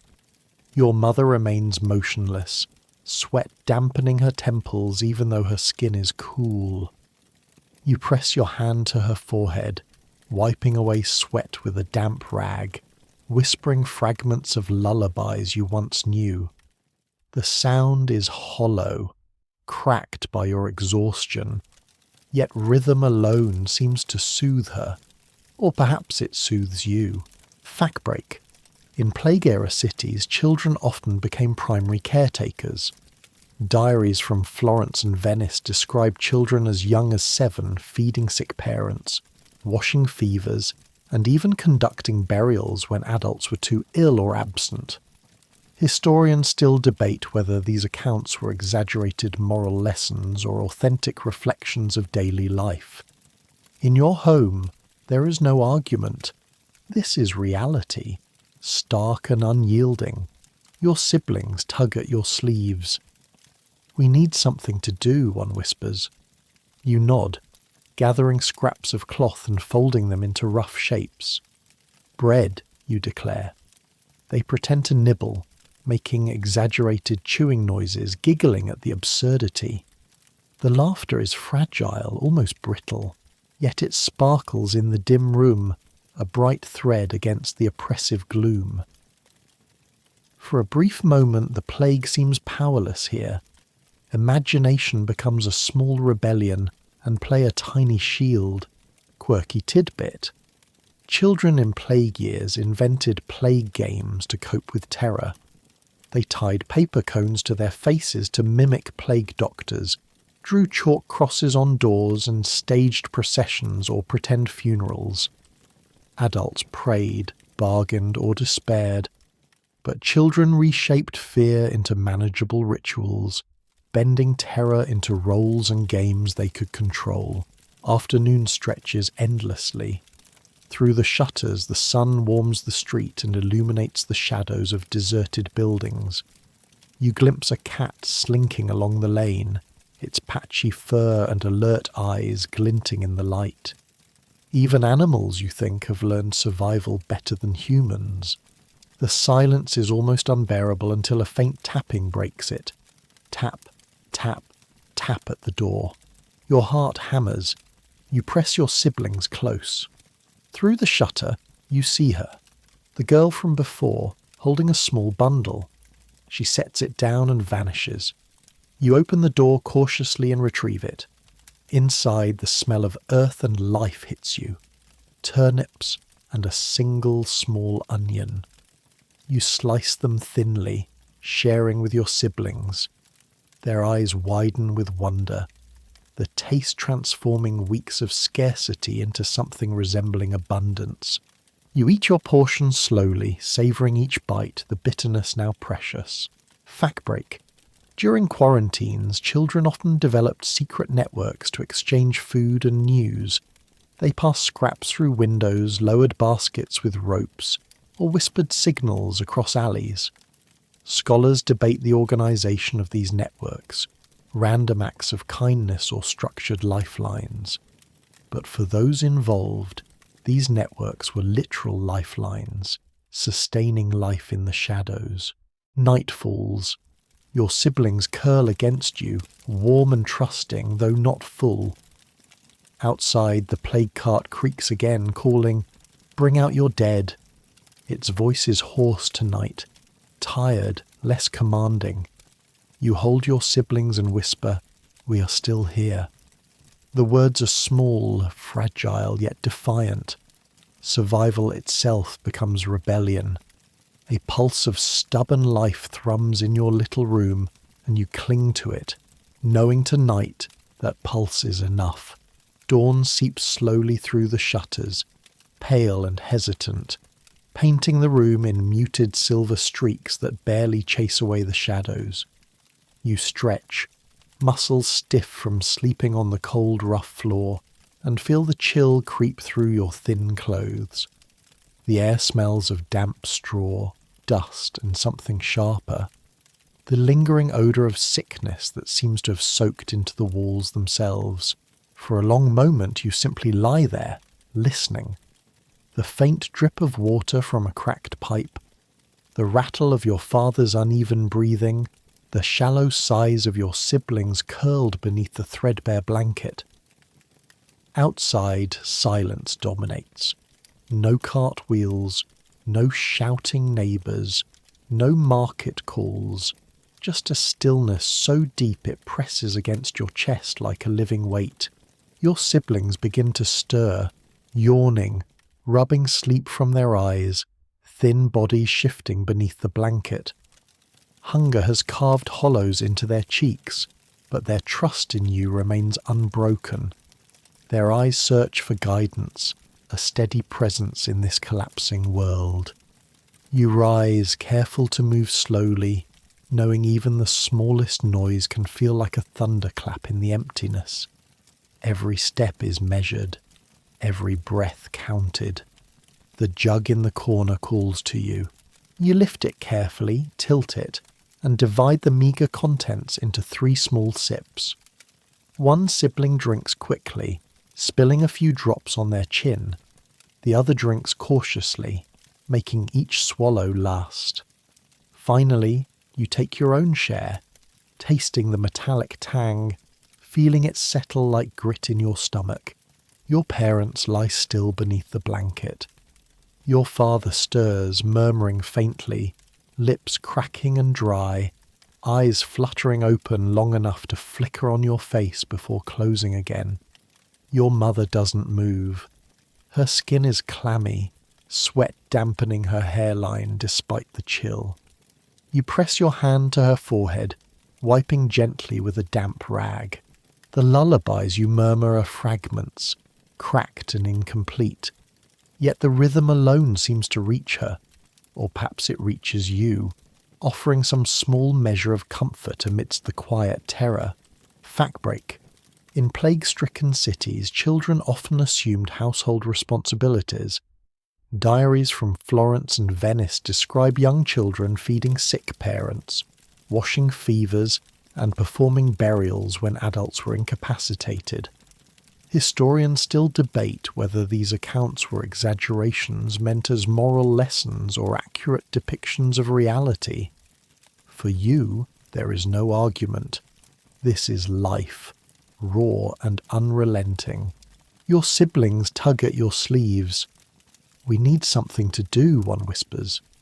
You nod, gathering scraps of cloth and folding them into rough loaf shapes. "Bread," you declare. They pretend to nibble, chewing at air and fabric alike, giggling weakly, their laughter brittle yet bright in the dim room. For a fleeting moment, the plague seems powerless here.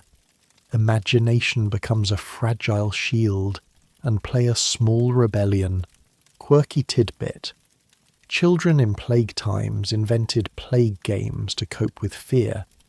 They wore paper cones on their noses to mimic doctors, drew chalk crosses on doors, and staged mock funerals or processions.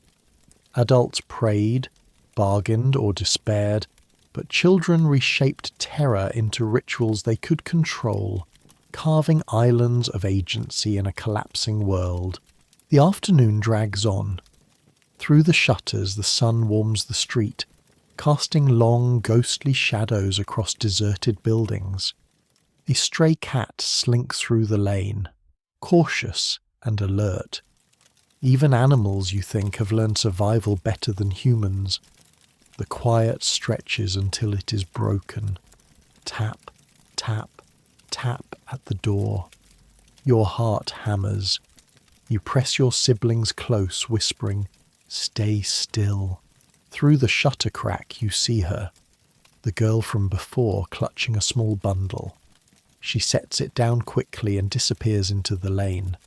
Inside, the bundle smells of earth and life, turnips and a small onion. You slice them thin, distributing the pieces among your siblings. Their eyes widen with delight, the taste transforming weeks of scarcity into something almost luxurious. You savour your portion slowly, tasting each bite as if it were a treasure. Fact break. During quarantines, children often built secret networks to exchange food and information. Baskets were lowered, coded signals passed, and whispers transmitted from window to window. Scholars debate the organisation and extent of these networks, whether they were spontaneous acts or deliberate systems.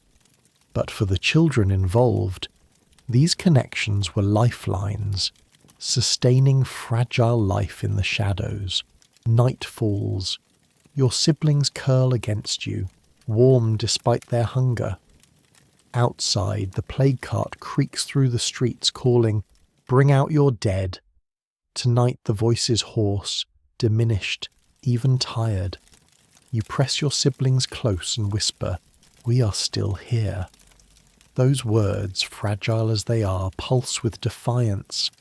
Life continues stubbornly refusing to be erased, and in that small room it is enough to survive another night. The morning arrives slowly, hesitant and pale, slipping through the shutters in thin, trembling streaks. Dust motes drift in the sunlight like tiny ghosts, catching briefly in the air before settling again on the floorboards. You stretch, your limbs stiff and sore from sleeping on the cold, rough floor, and shiver as the chill seeps through your thin clothes. The air smells faintly of mildew and straw, and beneath that something sharper, metallic, the lingering tang of sickness that has soaked into the house like a permanent resident. You lie for a moment, listening intently, the faint drip of water from a cracked pipe, the rattle of your father's uneven breathing, the soft sighs of your siblings, restless even under the thin blanket. Outside, the streets are empty and silent, the kind of quiet that presses against your chest, heavy and living. It's as if the world itself has paused, holding its breath. Your siblings stir, thin and drawn, faces pale, hair tangled. Hunger hums quietly in their bellies, a constant reminder that supplies are scarce, yet their eyes search yours, seeking guidance. You rise carefully, mindful not to jostle them, and move toward the corner where the jug rests. It is nearly empty, but you tilt it carefully, measuring the remaining water into 3 small portions. One sibling drinks greedily, spilling a few drops onto their chin. Another sips slowly, making each swallow last. You take the last portion, tasting the metallic tang, feeling it slide down your throat as if it could sustain life by itself. Your parents lie motionless beneath the thin blanket. Your father stirs faintly, lips moving in cracked whispers, eyes fluttering open long enough to see you before closing again. Your mother does not move at all. You press a damp rag to her forehead, wiping away sweat and murmuring fragments of old lullabies, songs you remember from childhood. The words are broken, your voice weak and cracked, but the rhythm seems to carry some comfort, either to them or perhaps to yourself. The act of speaking, of trying to care, gives you a sense of purpose in a house that has become a tomb of stillness. Fact break. Historical records show that children in plague-affected homes often assumed adult responsibilities. In cities like Florence and Venice, diaries describe children feeding sick parents, cleaning fevers, and even performing burials when adults were incapacitated. Historians still debate whether these accounts were moralized exaggerations or accurate reflections of reality. For you, however, there is no debate. Survival is your only guide, and it demands you act. Your siblings tug at your sleeves, urging you towards some kind of distraction. You nod, gathering scraps of cloth and folding them into rough, flat shapes. Bread, you announce. They pretend to nibble, chewing at the air and the cloth, giggling weakly. Their laughter is fragile and brittle, but it cuts through the oppressive silence, offering a small thread of life. For a fleeting moment, the plague seems to recede. Imagination becomes a shield, and play becomes a small rebellion against a world collapsing outside your walls. Quirky tidbit. Children in plague years often invented plague games to manage fear. They tied paper cones to their noses to imitate doctors, drew chalk crosses on doors, and staged mock funerals or processions. While adults prayed, bargained, or despaired, children transformed terror into rituals they could control, carving tiny islands of agency in a collapsing city. The afternoon drags, slow and oppressive. Light through the shutters warms the street outside, but does little for the chill in your bones. Through a narrow gap you see a stray cat slinking along the lane, alert and careful. Even animals, you think, have learned survival better than humans. The silence stretches, almost unbearable, until it is broken by a soft tap at the door. Tap, Tap, tap. Your heart hammers. You pull your siblings close, whispering, "Stay still." Through the shutter you see her, the girl who has brought small bundles before, carrying one again. She sets it down quickly, then disappears into the lane. The bundle smells of earth and life. Turnips and a small onion. Humble treasures, but enough to sustain you all for a little while.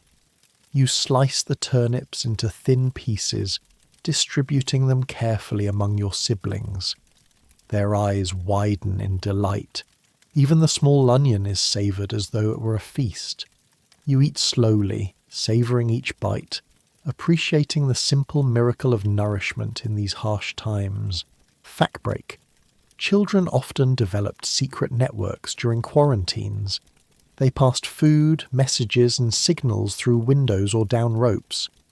Historians still debate the extent to which these networks were organised versus spontaneous, but for the participants, these exchanges were lifelines, a quiet assertion of survival in a city overcome by fear. As night falls, your siblings curl against you, seeking warmth and comfort. Outside, the plague cart creaks through the streets, calling, "Bring out your dead." Its voice is hoarse and weakened tonight, as though even fear itself is exhausted. You hold your siblings close and whisper, "We are still here." The words feel small, fragile, but charged with defiance. In this small room, life continues stubbornly, pulsating in quiet rebellion against the shadows that surround you. You cling to that pulse, letting it fill the room with its fragile insistence, and for now it is enough to survive another night. Morning arrives slowly, brushing through the cracks of the shutters in soft, hesitant streaks. Dust motes drift lazily in the sunlight, floating like tiny ghosts before settling onto the worn floorboards. You stretch, feeling each muscle stiff and aching from sleeping on the cold, unforgiving floor. The chill crawls through your thin clothes, making you shiver. The house exhales in low creaks and groans, a mournful soundtrack to the days that pass too slowly. Even the air carries the weight of sickness, mingling with the tang of mildew and the metallic scent of the small sips of water you drank the night before. You pause, lying still for a few moments, listening. The faint drip of water from a cracked pipe, the rattle of your father's uneven breathing, the restless sighs of your siblings beneath the threadbare blanket. Outside, the street is silent. No carts, no shouts, no dogs barking, only a deep, oppressive quiet that presses against your chest like a living thing. Your siblings begin to stir, their pale faces blinking sleep away. Hunger has carved hollows into their cheeks, but they still look to you, trusting that you hold some semblance of control in a world that has lost all order. You rise slowly, careful to avoid making any noise that could startle them or draw unwanted attention from outside. Every movement is precise, measured. You tiptoe to the corner where the jug rests. The water inside is almost gone. You pour it carefully into 3 tiny portions. One sibling drinks eagerly, spilling a few drops onto their chin. Another sips slowly, savouring each drop. You take the final portion, tasting the bitter metallic edge and trying to imagine it sustaining you longer than it can. Your parents lie motionless beneath the thin blanket. Your father stirs faintly, lips moving in cracked, dry whispers, eyes flickering on you for just a second before closing again. Your mother does not move.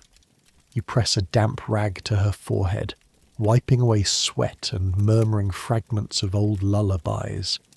The words come broken, your voice weak, yet the rhythm seems to bring a small comfort, perhaps more to yourself than to her. It is the act of caring that matters now, the ritual of attention in a world that has grown chaotic and cruel. Fact break. Historical accounts show that children often became the heads of households during plague outbreaks, feeding sick parents, washing fevers, and performing burials when adults could not. Diaries from Florence and Venice describe children as young as 7 assuming these responsibilities. Historians still debate how frequent or widespread this really was, but for those who lived it, there was no debate. Survival demanded action, and there was no one else to act. Your siblings tug at your sleeves, craving distraction. You nod and gather scraps of cloth, folding them into rough, uneven loaf shapes. Bread, you declare. They pretend to nibble, exaggerating their chewing, and giggle at the absurdity. The laughter is fragile, brittle, yet it cuts through the oppressive silence, a thread of life in the dim, stagnant room. For a fleeting moment, the plague seems powerless. Imagination shields you. Play becomes a quiet rebellion, a claim of agency in a world bent on erasure. Quirky tidbit. Children during plagues invented plague games to make fear manageable. They wore paper cones to imitate doctors, drew chalk crosses on doors, and staged mock funerals or processions. Adults might pray or despair, but children converted terror into rituals they could control, carving islands of agency in a city overwhelmed by disease. The afternoon drags. Sunlight creeps through the shutters, warming the street outside but doing little for the cold in your bones. Through a narrow crack, a stray cat slinks along the lane, alert and cautious. Even animals, you think, seem to have mastered survival better than humans. The quiet stretches, heavy and almost unbearable, until a soft sound breaks it. Tap, tap, tap at the door. Your heart hammers. You pull your siblings close, whispering, "Stay still." Through the crack you see her, the girl who brought bundles before, clutching another package. She sets it down quickly and disappears. Inside, the bundle smells earthy, alive. Turnips, a small onion, small treasures that mean more than any feast. You slice the turnips thinly, distributing them carefully among your siblings.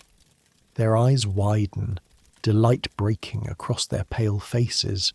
You eat slowly, savouring each bite, aware that this meagre food is precious life itself. Fact break. Children developed secret networks during quarantines, passing food, messages and signals through windows or ropes. Scholars debate whether these networks were organised or spontaneous, but for the children participating, they were lifelines, vital in sustaining life when the adult world failed. Night falls. Your siblings curl against you, seeking warmth and comfort. The plague cart creaks through the streets, calling, "Bring out your dead." Its voice is hoarse, weakened, almost weary. You hold your siblings close, whispering, "We are still here." The words feel fragile but resilient. In your small room, life pulses stubbornly, a heartbeat refusing to be erased by the darkness outside.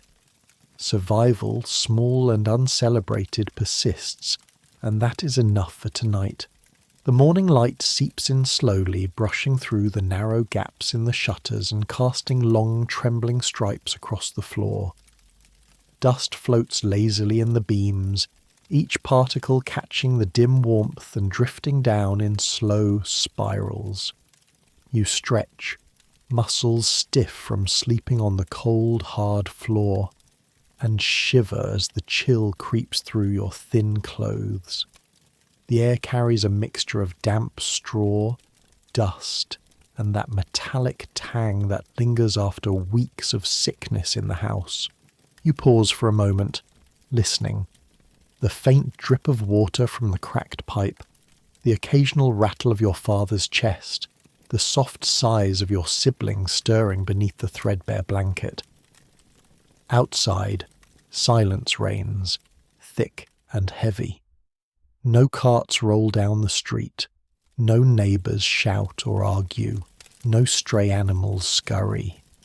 It is a silence that presses into your chest, making the walls seem closer, the air heavier, the world outside almost unreal. Your siblings begin to stir, faces pale and hair tangled. Hunger hums faintly in their stomachs, a constant reminder that resources are dangerously low. Still, their eyes seek yours, searching for guidance, for some reassurance that life continues. You rise slowly, careful not to disturb them, and tiptoe toward the corner where the jug rests. It is nearly empty, yet every drop counts. You pour 3 tiny sips into whatever cups or vessels you can find. One sibling drinks too quickly, spilling a few drops onto their chin. The other sips slowly, making each drop last. Finally, you take the last portion, tasting the metallic tang as it slides down your throat. It is bitter, but sustains, for now, the fragile illusion of survival. Your parents lie beneath the thin blanket.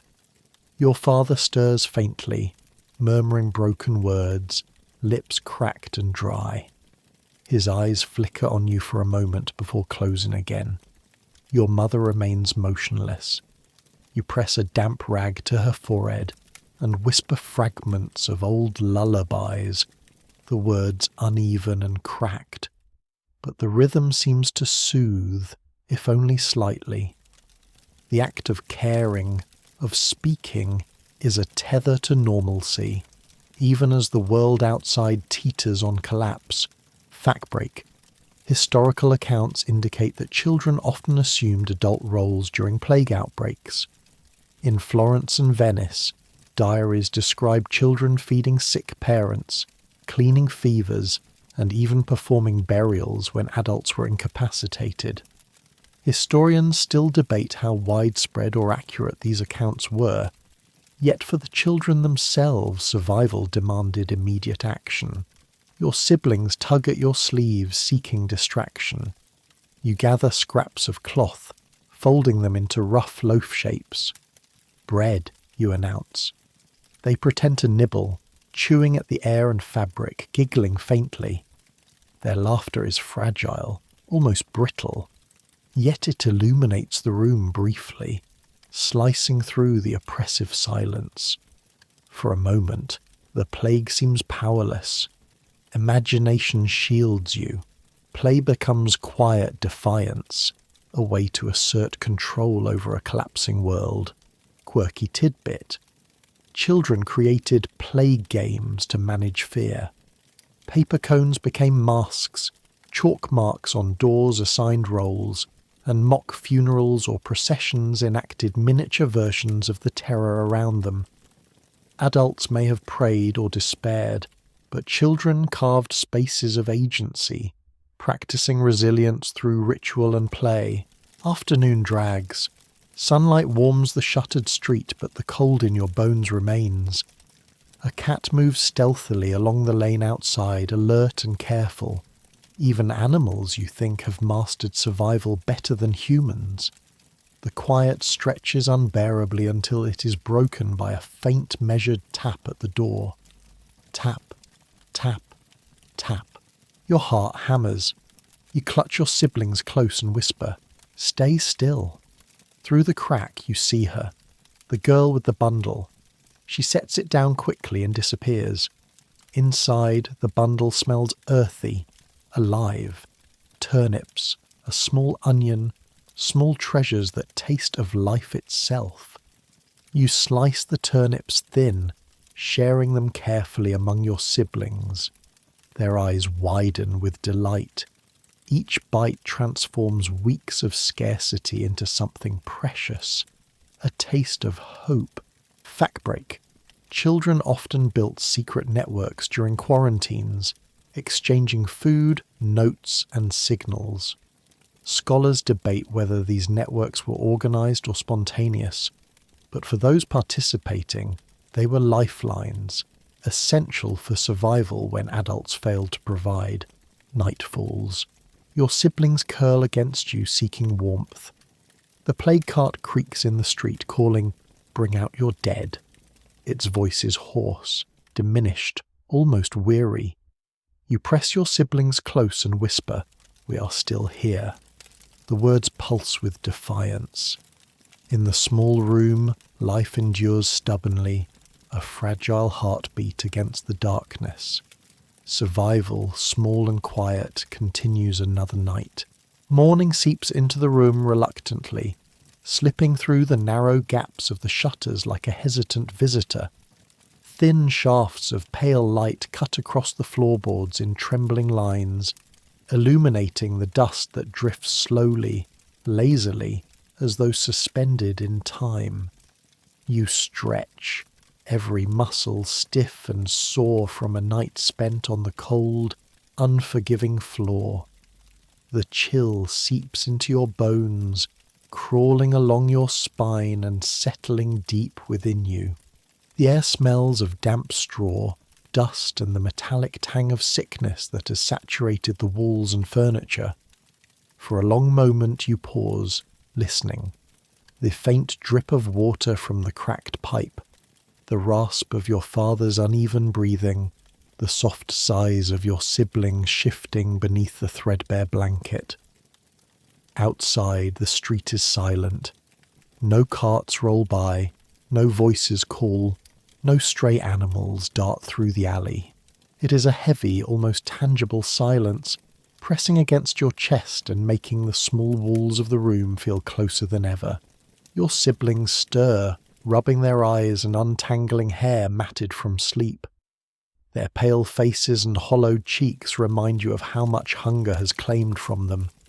Yet their eyes find yours, seeking reassurance, guidance, something steady to anchor them in this collapsing world. You rise carefully, making your movements deliberate and slow, conscious that any noise might startle them or attract attention from outside. Each step is measured, every breath controlled. The jug in the corner is nearly empty, but every drop counts. You tilt it carefully, pouring 3 small sips. One sibling drinks too fast, spilling a few droplets onto their chin. Another sips slowly, drawing out each drop, savouring it like liquid gold. You take the last portion, tasting its metallic tang, bitter but sustaining, a reminder that even the smallest resources now carry immense value. Your parents lie beneath the thin blanket, exhausted and fragile. Your father stirs faintly, murmuring words you can't fully hear, lips cracked and dry, eyes opening only to flicker briefly on your face before closing again. Your mother lies still. You press a damp rag to her forehead, wiping sweat and murmuring fragments of lullabies you remember from childhood. The words are broken, your voice weak, but the rhythm brings a small comfort, a tether to humanity in a house full of shadows. Caring for them feels like an act of defiance, a quiet rebellion against the erasure that surrounds you. Fact break. Children often assumed adult responsibilities during plague outbreaks. In Florence and Venice, diaries recount children feeding sick parents, cleaning fevers, and even conducting burials when adults were incapacitated. Historians still debate how frequent or literal these accounts were, but for the children who lived it, debate was irrelevant. Action was survival. Your siblings tug at your sleeves, desperate for distraction. You gather scraps of cloth and fold them into uneven loaf shapes. Bread, you say, offering a fragile semblance of normalcy. They pretend to nibble, chewing at air and fabric, giggling faintly.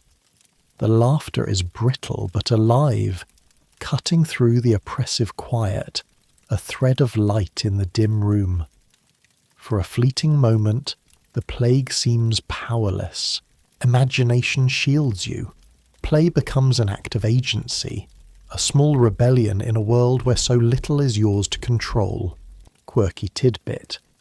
Children often created plague games to cope with fear. Paper cones became masks, chalk crosses on doors assigned roles, mock funerals and processions enacted miniature versions of the terror surrounding them. Adults prayed or despaired, but children carved out rituals they could control, small islands of order and power in a collapsing world. Afternoon drags with heavy lethargy. Sunlight filters weakly through the shutters, warming the street outside but doing little for the cold lodged deep in your bones. Through a narrow crack you spot a stray cat moving cautiously along the lane, alert to every sound. Even animals, you think, have mastered survival better than humans. The quiet stretches long and nearly unbearable until it is broken by a measured, soft tap at the door. Tap, tap, tap. Your heart hammers. You pull your siblings close, whispering, "Stay still." Through the crack you see her, the girl who has delivered small bundles before. She sets down another package and vanishes as silently as she appeared. Inside, the bundle smells of earth, alive, turnips, a small onion, small treasures that taste of life itself. You slice them carefully, distributing portions among your siblings. Their eyes widen with delight. You eat slowly, savouring each bite. Each morsel transforms scarcity into a small, tangible miracle. Fact break. During quarantines, children often developed secret networks to exchange food and information, using ropes, baskets, and discreet signals through windows. Scholars debate whether these systems were organised or spontaneous, but for the children, they were lifelines, essential for survival when adults could no longer provide. Night descends. Your siblings curl against you, seeking warmth, comfort, and reassurance. Outside, the plague cart creaks along the street, calling, "Bring out your dead." Its voice is hoarse and diminished, as if even fear itself has grown tired. You press your siblings close, whispering, "We are still here." The words are fragile but steady, a pulse of defiance against the darkness. In your small room, life endures stubbornly, a heartbeat that refuses to be erased. Survival, quiet and uncelebrated, continues another night dot. The morning drifts in slowly, hesitant and thin, threading through the cracks of the shutters in pale, trembling shafts of light. Dust motes drift in the weak sunbeams, suspended in the air like tiny golden ghosts before descending onto the worn, uneven floorboards. You stretch, each muscle stiff and aching from the hard, cold floor, feeling the chill snake along your spine and settle deep into your bones. The air carries the familiar oppressive scent of damp straw and dust, undercut by the metallic tang of lingering sickness that has soaked into every surface of the house. You pause, lying still, listening. The faint, irregular drip of water from the cracked pipe, your father's laboured, rasping breaths, and the soft sighs and restless movements of your siblings under the threadbare blanket. Outside, the street is silent. No carts rumble past. No shouts or cries pierce the morning air. No stray animals dart along the alley. The quiet presses against the walls like a living thing, heavy and nearly suffocating. Every sound, however faint, a distant crow, a creaking shutter, feels amplified, echoing through the room as if the world itself were holding its breath. Your siblings stir, pale-faced, hair matted and tangled, blinking sleep away.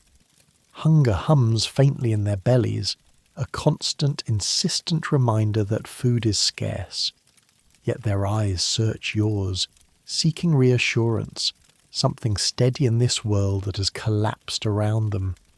You rise carefully, each movement deliberate, aware that even a small sound might startle them or draw unwanted attention. Each step, each breath is measured. The jug in the corner is nearly empty, but every drop is precious. You tilt it carefully, dividing it into 3 small sips. One sibling drinks too quickly, spilling a few drops, while the other sips slowly, savouring every mouthful. You take the last portion, the bitter metallic tang coating your tongue, and swallow slowly, letting it sustain you even as you feel the hunger gnawing beneath your ribs. Your parents lie beneath the thin blanket. Your father stirs faintly, murmuring broken words. His lips are dry and cracked, his chest rising and falling with shallow, uneven breaths. Your mother lies still. You press a damp rag to her forehead, murmuring fragments of lullabies you learned as a child. The words are broken, your voice trembles, yet the rhythm provides some comfort, perhaps more to yourself than to them. This act of care is an anchor, a tether to humanity in a house dominated by shadows. Fact break. Historical records from plague-stricken cities like Florence and Venice show children assuming adult responsibilities, feeding sick parents, cleaning fevers, and even performing burials. Historians still debate the extent to which these accounts reflect reality or moralize storytelling. But for children living it, debate was irrelevant. Action was survival. Your siblings tug at your sleeves, desperate for distraction. You gather scraps of cloth, folding them into rough loaf shapes. Bread, you say, offering the illusion of normalcy. They pretend to nibble, exaggerating each bite, giggling softly. Their laughter is brittle yet alive, slicing through the oppressive silence like a fragile spark. For a fleeting moment, the plague feels powerless. Imagination becomes armour, play becomes rebellion, a claim of agency in a collapsing world. Quirky tidbit. Children often created plague games to cope with fear, from paper cones fashioned as masks to chalk crosses on doors and mock funerals or processions. Adults might pray or despair, but children transformed terror into rituals they could control, carving islands of agency in the chaos. Afternoon drags like thick honey. The weak sunlight warms the shuttered street but fails to reach the chill embedded in your bones. Through a narrow crack, a stray cat prowls cautiously, alert to every movement. Even animals, you reflect, seem better adapted to survival than humans. The quiet stretches unbearably until it is broken by a measured, soft tapping at the door. Tap, tap, tap. Your heart hammers. You clutch your siblings close, whispering, "Stay still." Through the crack you see her, the girl with the bundle. She sets it down quickly and vanishes into the street. The bundle smells earthy, alive, turnips and a small onion. Humble treasures that taste like life itself. You slice them carefully, distributing portions among your siblings. Their eyes widen with delight, the simple act of eating transforming weeks of deprivation into a small, tangible miracle. Fact break. During quarantines, children often built secret networks, exchanging food, messages and signals through windows or ropes. Scholars debate whether these systems were organised or spontaneous, but for the children who participated, they were lifelines, vital for sustaining life when adults could no longer provide. Night falls slowly. Your siblings curl against you, seeking warmth, reassurance and comfort. Outside, the plague cart creaks along the deserted street, calling, "Bring out your dead." Its voice is hoarse, diminished, almost weary. You press your siblings close and whisper, "We are still here." The words are fragile but defiant, a pulse of life against the darkness. In your small room, life endures stubbornly, a heartbeat that refuses to be erased. Survival, quiet and uncelebrated, continues another night, and that small persistence feels monumental. The dawn creeps in slowly, spilling pale light through the shutters and brushing across the floorboards in trembling streaks. Dust motes float in the sunlight like tiny suspended sparks, drifting lazily before settling onto the worn, uneven boards. You awaken stiff and sore, muscles aching from sleeping on the cold floor, the chill threading through your thin clothes and seeping into your bones. The room smells of damp straw, dust, and the lingering metallic tang of sickness that has saturated the house. For a long moment you lie still, listening. The faint drip of water from a cracked pipe, your father's rasping breath, the soft sighs and shuffling movements of your siblings beneath the threadbare blanket. Outside, the street remains silent. No carts roll past, no voices echo, no animals disturb the quiet. The stillness presses against you, heavy and nearly suffocating, making the small room feel tighter, more confining than ever. Your siblings stir, pale faces blinking away the remnants of sleep, hair tangled and matted. Hunger hums faintly in their stomachs, a persistent reminder that food is scarce.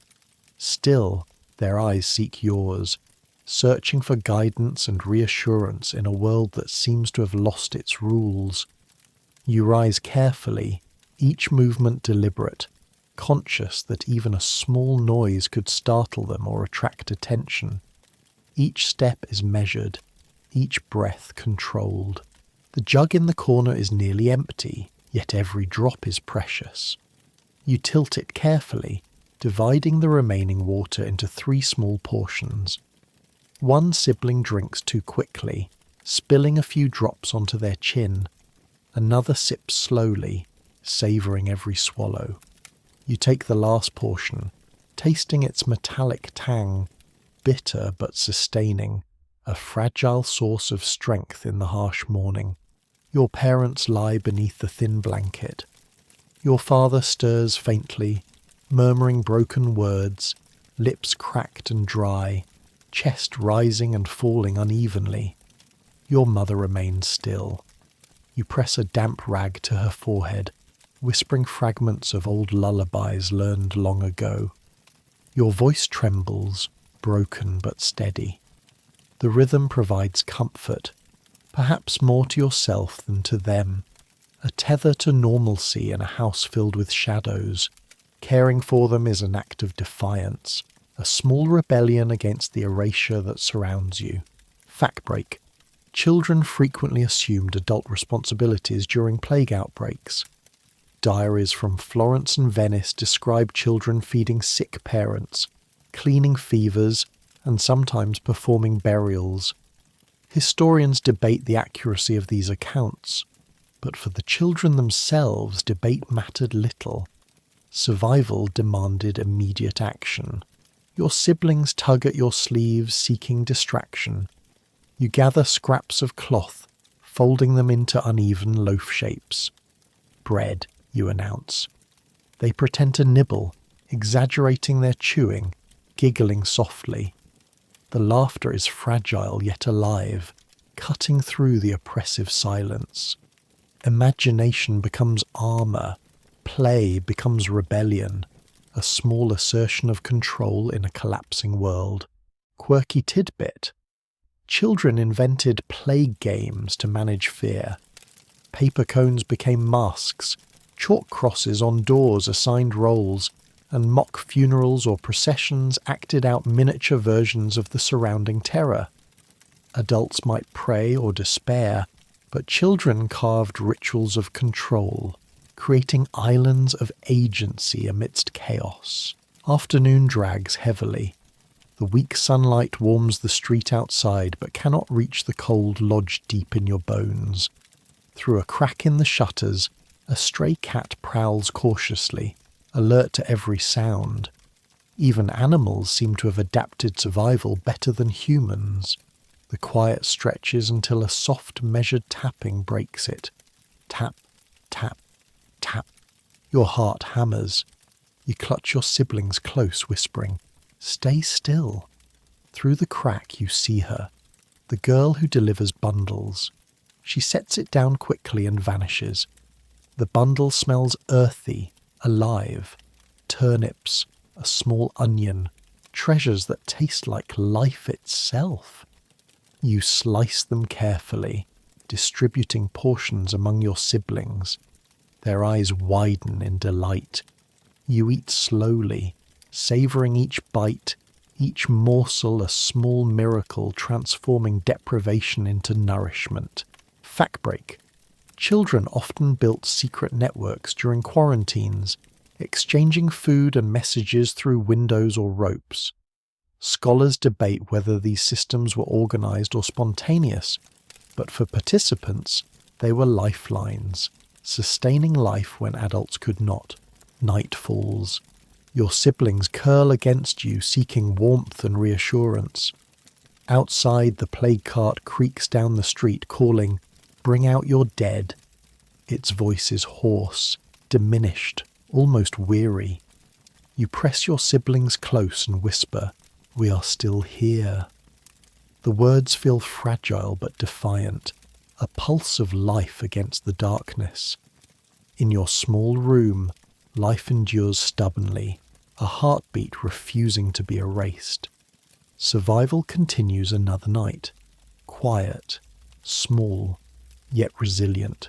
The morning light filters through the shutters with a tentative softness, painting the room in pale stripes that shimmer across the floorboards. Dust floats lazily in the weak sunbeams, each speck suspended momentarily before drifting down onto the worn wood. You stretch, stiff and aching from the cold floor beneath you. The chill wins its way into your thin clothing and settles deep into your bones, making every movement deliberate. The room carries the familiar mix of damp straw, dust, and the metallic tang of lingering sickness, a scent that clings to everything, from the cracked floorboards to the faded curtains. You pause, listening. The faint drip of water from the broken pipe, your father's shallow, uneven breaths, the soft sighs and shuffling of your siblings under the thin blanket. Outside, the street is silent. No carts roll past, no voices carry from neighbouring houses, no stray animals stir the dust. The stillness presses in like a heavy weight, making the room feel tighter, almost as if the walls themselves were leaning closer, confining you and your small family in an invisible embrace of tension.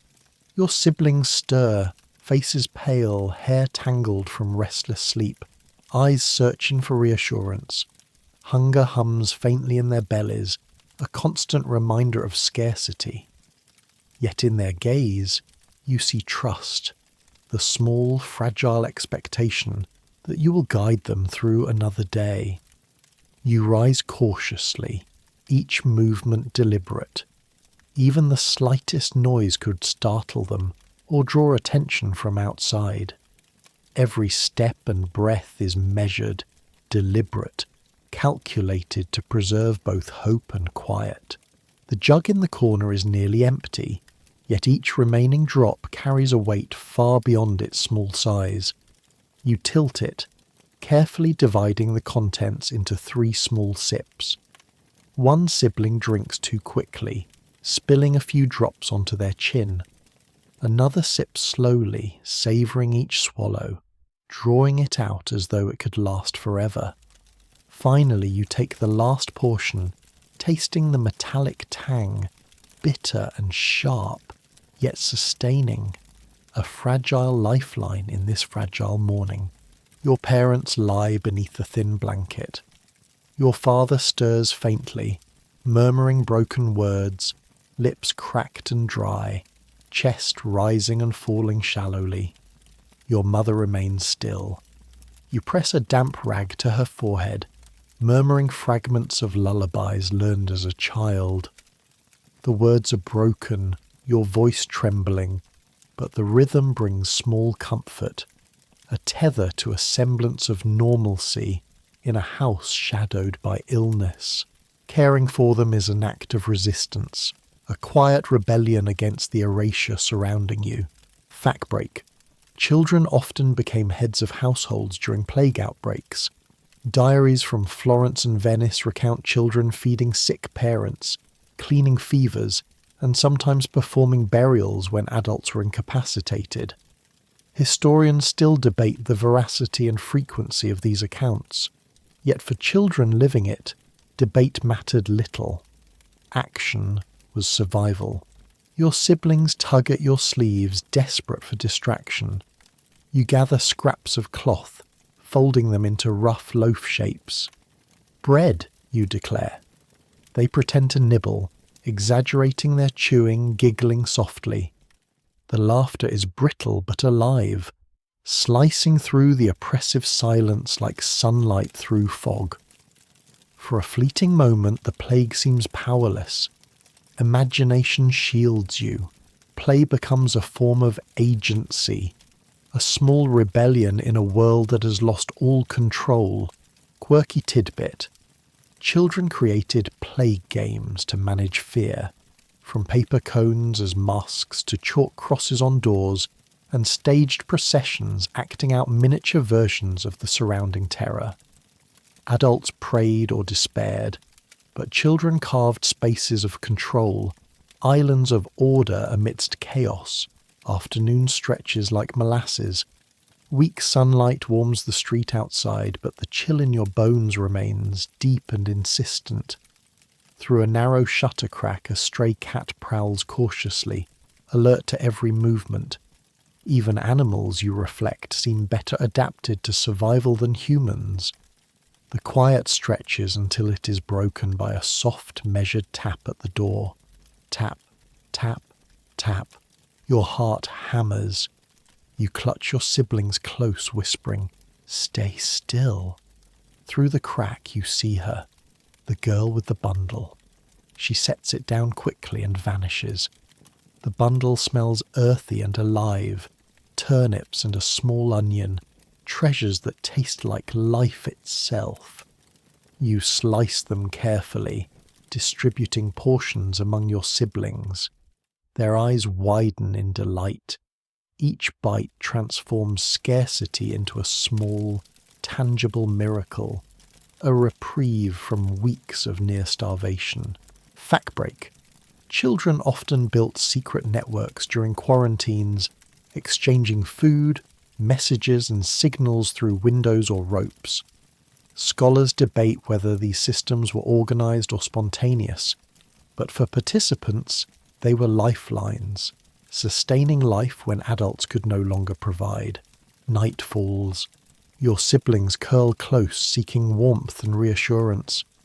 Outside, the plague cart creaks down the empty streets, calling, "Bring out your dead." Its voice is hoarse, diminished, almost weary. You press your siblings close and whisper, "We are still here." The words are fragile but defiant, a pulse of life against the darkness. In your small room, life endures stubbornly, a heartbeat refusing to be erased. Survival continues another night, quiet, small, yet stubbornly resilient. The light of dawn seeps through the shutters reluctantly, pale and tentative, casting fragile stripes across the worn floorboards. Dust motes drift lazily in the weak sunlight, suspended for a heartbeat before settling on the floor with soft, almost imperceptible thuds. You awaken stiff and aching from a night spent on the cold floor, shivering as the chill threads its way into your thin clothing and settles deep in your bones. The room smells faintly of damp straw and dust, mingled with the metallic tang of lingering sickness that clings to every surface. You pause for a long moment, listening. The soft drip of water from a broken pipe, your father's uneven, rasping breaths. the sighs and restless movements of your siblings beneath the thin blanket. Outside, silence reigns. No carts roll by, no voices echo, no animals disturb the stillness. The quiet presses against the walls, nearly suffocating, making the small room feel even more confining, like a cage built from air itself. Your siblings stir, faces pale, hair matted, eyes searching yours for reassurance. Hunger hums faintly, a constant reminder of scarcity, yet they look to you for guidance, a fragile expectation that someone, anyone, might control the chaos. You rise carefully, moving with deliberate slowness, conscious that even the faintest noise could startle them or draw attention. Every step and breath is measured, every movement calculated to preserve the small bubble of security that remains. The jug in the corner is nearly empty, yet each remaining drop is precious. You tilt it carefully, dividing it into 3 small sips. One sibling drinks too fast, spilling a few drops. Another sips slowly, savouring every swallow. You take the last portion, tasting the bitter metallic tang, a tiny sustenance that allows your body to carry on another day. Your parents lie beneath the thin blanket. Your father stirs faintly, murmuring cracked, fragmented words, lips dry and chapped, chest rising shallowly. Your mother remains still. You press a damp rag to her forehead, whispering fragments of old lullabies. Your voice cracks but maintains rhythm, providing a small measure of comfort, perhaps more to yourself than to them. The act of care becomes a quiet defiance, an anchor in a collapsing world. Fact break. Historical records show children frequently assumed adult responsibilities during plague outbreaks, feeding sick parents, cleaning fevers, and sometimes conducting burials. Scholars still debate the accuracy and frequency of these accounts, but for the children themselves, debate mattered little. Action was survival. Your siblings tug at your sleeves, seeking distraction. You gather scraps of cloth, shaping them into rough loaves. Bread, you say. They pretend to nibble, exaggerating the chewing, giggling softly. The laughter is brittle but alive, slicing through the oppressive silence, a spark of light in a dim room. For a moment, the plague seems powerless. Imagination shields you. Play becomes rebellion, a small assertion of agency in a collapsing world. Quirky tidbit. Children invented plague games to manage fear. Paper cones became masks. Chalk crosses on doors assigned roles. Mock funerals acted out miniature versions of the surrounding terror. Adults may pray or despair, but children created small rituals to feel control, carving islands of agency amidst chaos. Afternoon drags. Weak sunlight warms the street outside, but the cold in your bones persists. Through a shutter crack, a stray cat prowls cautiously, alert to every sound. Even animals, you reflect, seem better adapted to survival than humans. The quiet stretches until a soft, measured tap breaks it. Tap, tap, tap. Your heart hammers. You clutch your siblings close and whisper, "Stay still." Through the crack, you see her, the girl with a bundle. She sets it down and vanishes. The bundle smells earthy, alive. Turnips, a small onion, modest treasures that taste like life itself.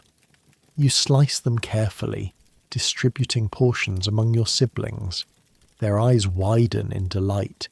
Each bite transforms weeks of deprivation into a small, tangible miracle. Fact break. Children often built secret networks in quarantines, exchanging food, messages, and signals through windows or ropes. Scholars debate whether these systems were organized or spontaneous, but for the children, they were lifelines, essential for sustaining life when adults could not provide. Night falls. Your siblings curl against you, seeking warmth and reassurance. Outside, the plague cart creaks along the empty street, calling, "Bring out your dead." Its voice is hoarse, diminished, almost weary. You press your siblings close and whisper, "We are still here." The words are fragile but defiant, a pulse of life against the darkness. In your small room, life endures stubbornly, a heartbeat refusing to be erased.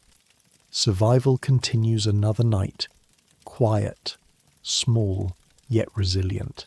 The first light of dawn stretches reluctantly through the shutters, thin fingers of pale sun brushing across the floorboards in uneven, trembling lines. Dust drifts in the shafts of sunlight, suspended for a moment before settling slowly, silently, onto the worn, splintered wood. You awaken stiff and sore, the chill from the floor seeping into your thin clothing and threading its way deep into your bones.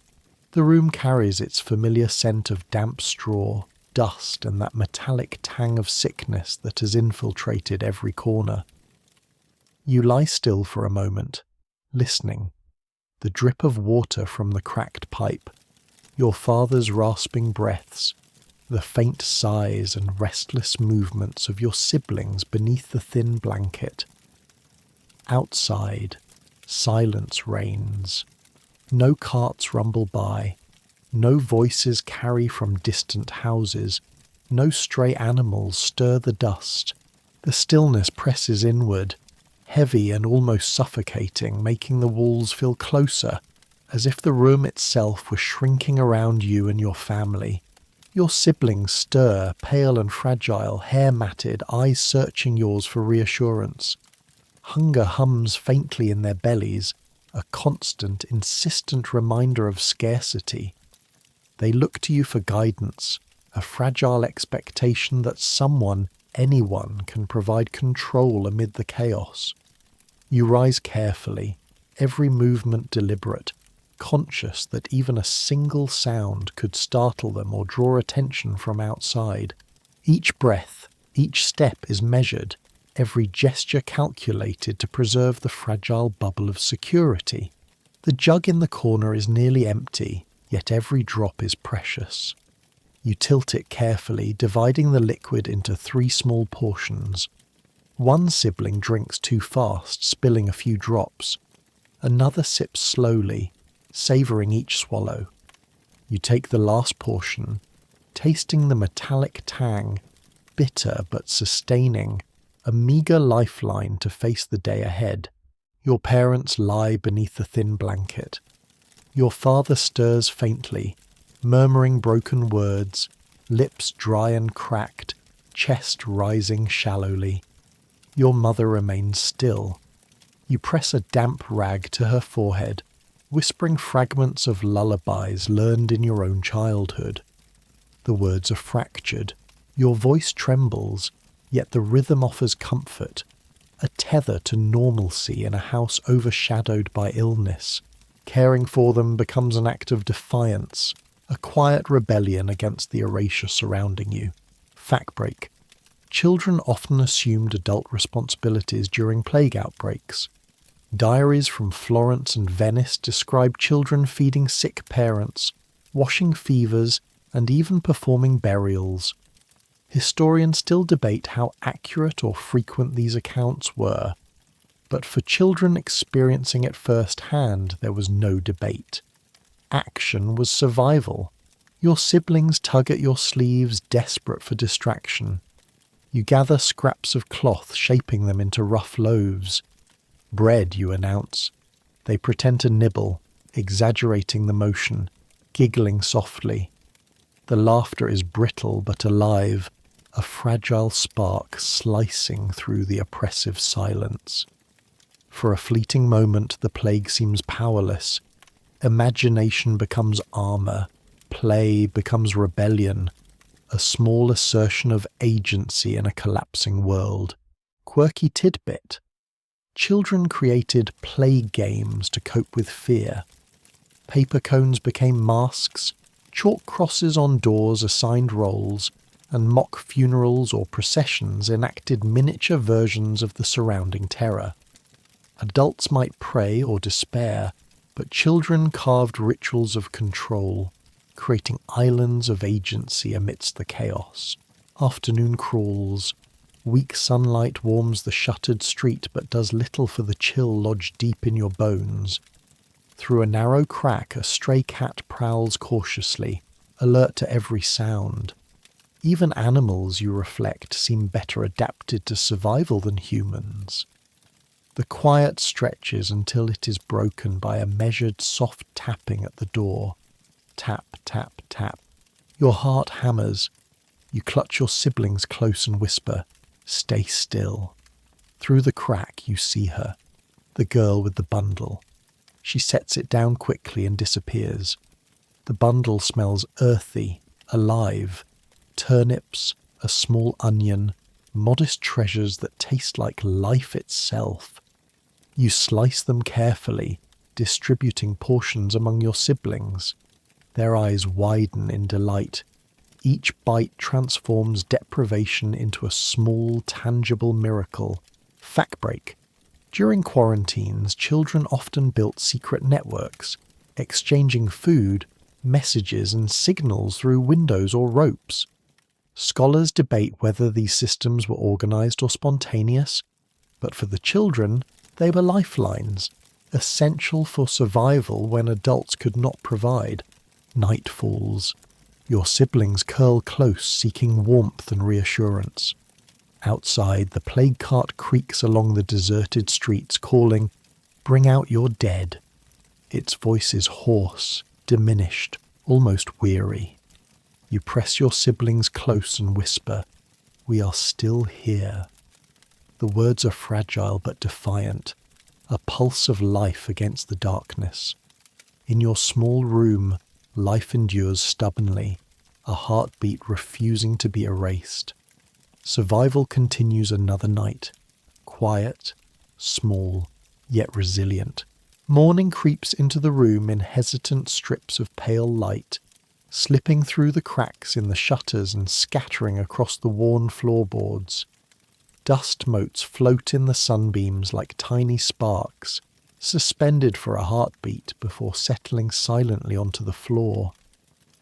You wake stiff and sore, your muscles aching from the night spent on the cold floor. The chill threads through your thin clothing and sinks deep into your bones, settling there as if determined to remind you of its presence. The room carries its familiar scent, damp straw, dust and the metallic tang of sickness that clings to the walls and furniture. For a long moment you lie still, listening. The faint drip of water from the cracked pipe, your father's uneven, rasping breaths, the soft sighs and shifting of your siblings beneath the threadbare blanket. Outside, the street is silent. No carts rattle past, no voices echo, no animals stir.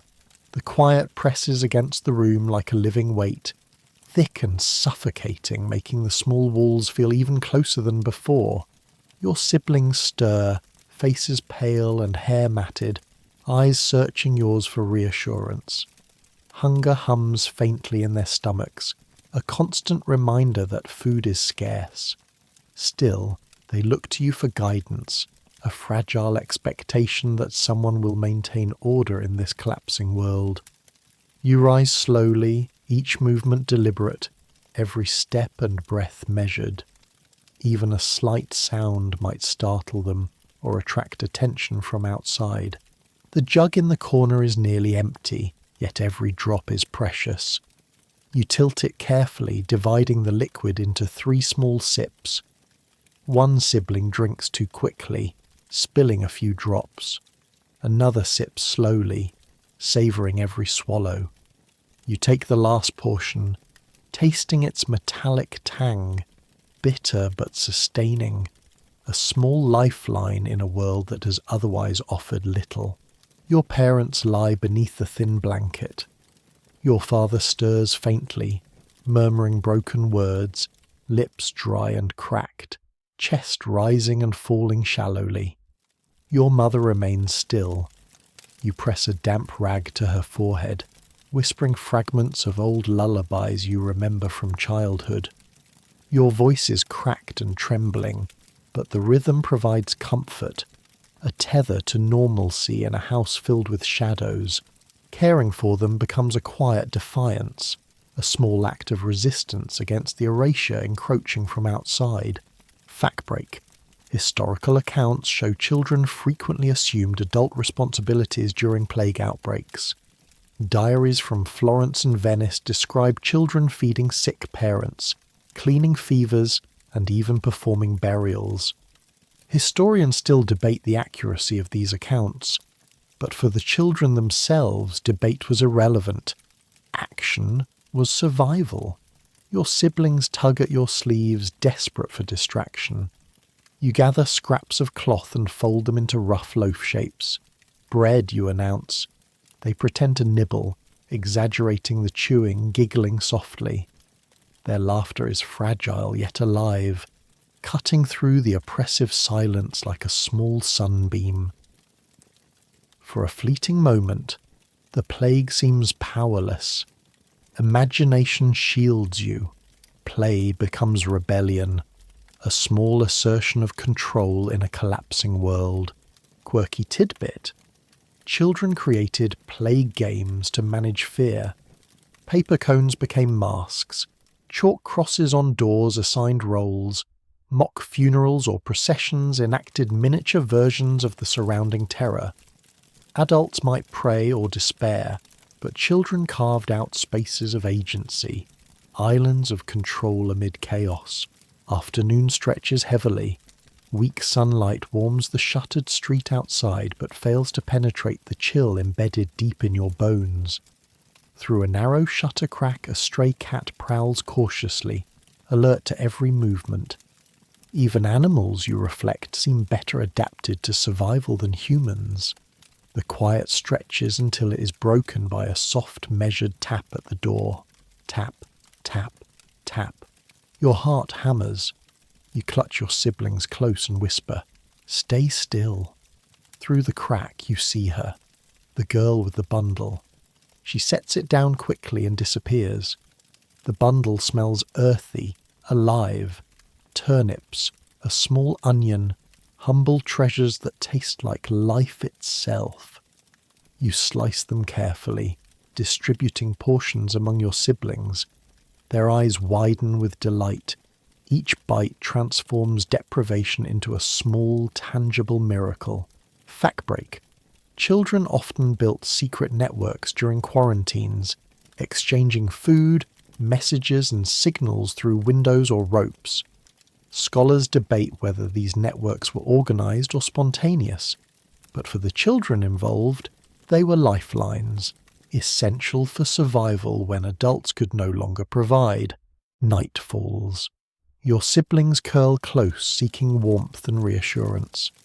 Outside, the plague cart creaks along the empty streets, calling, "Bring out your dead." Its voice is hoarse, diminished, almost weary. You press your siblings close and whisper, "We are still here." The words are fragile but defiant, a pulse of life against the darkness. In your small room, life endures stubbornly, a heartbeat refusing to be erased. Survival continues another night, quiet, small, yet resilient. The dawn leaks into the room reluctantly, pale streaks brushing across the floorboards, painting the dust-laden air in muted gold.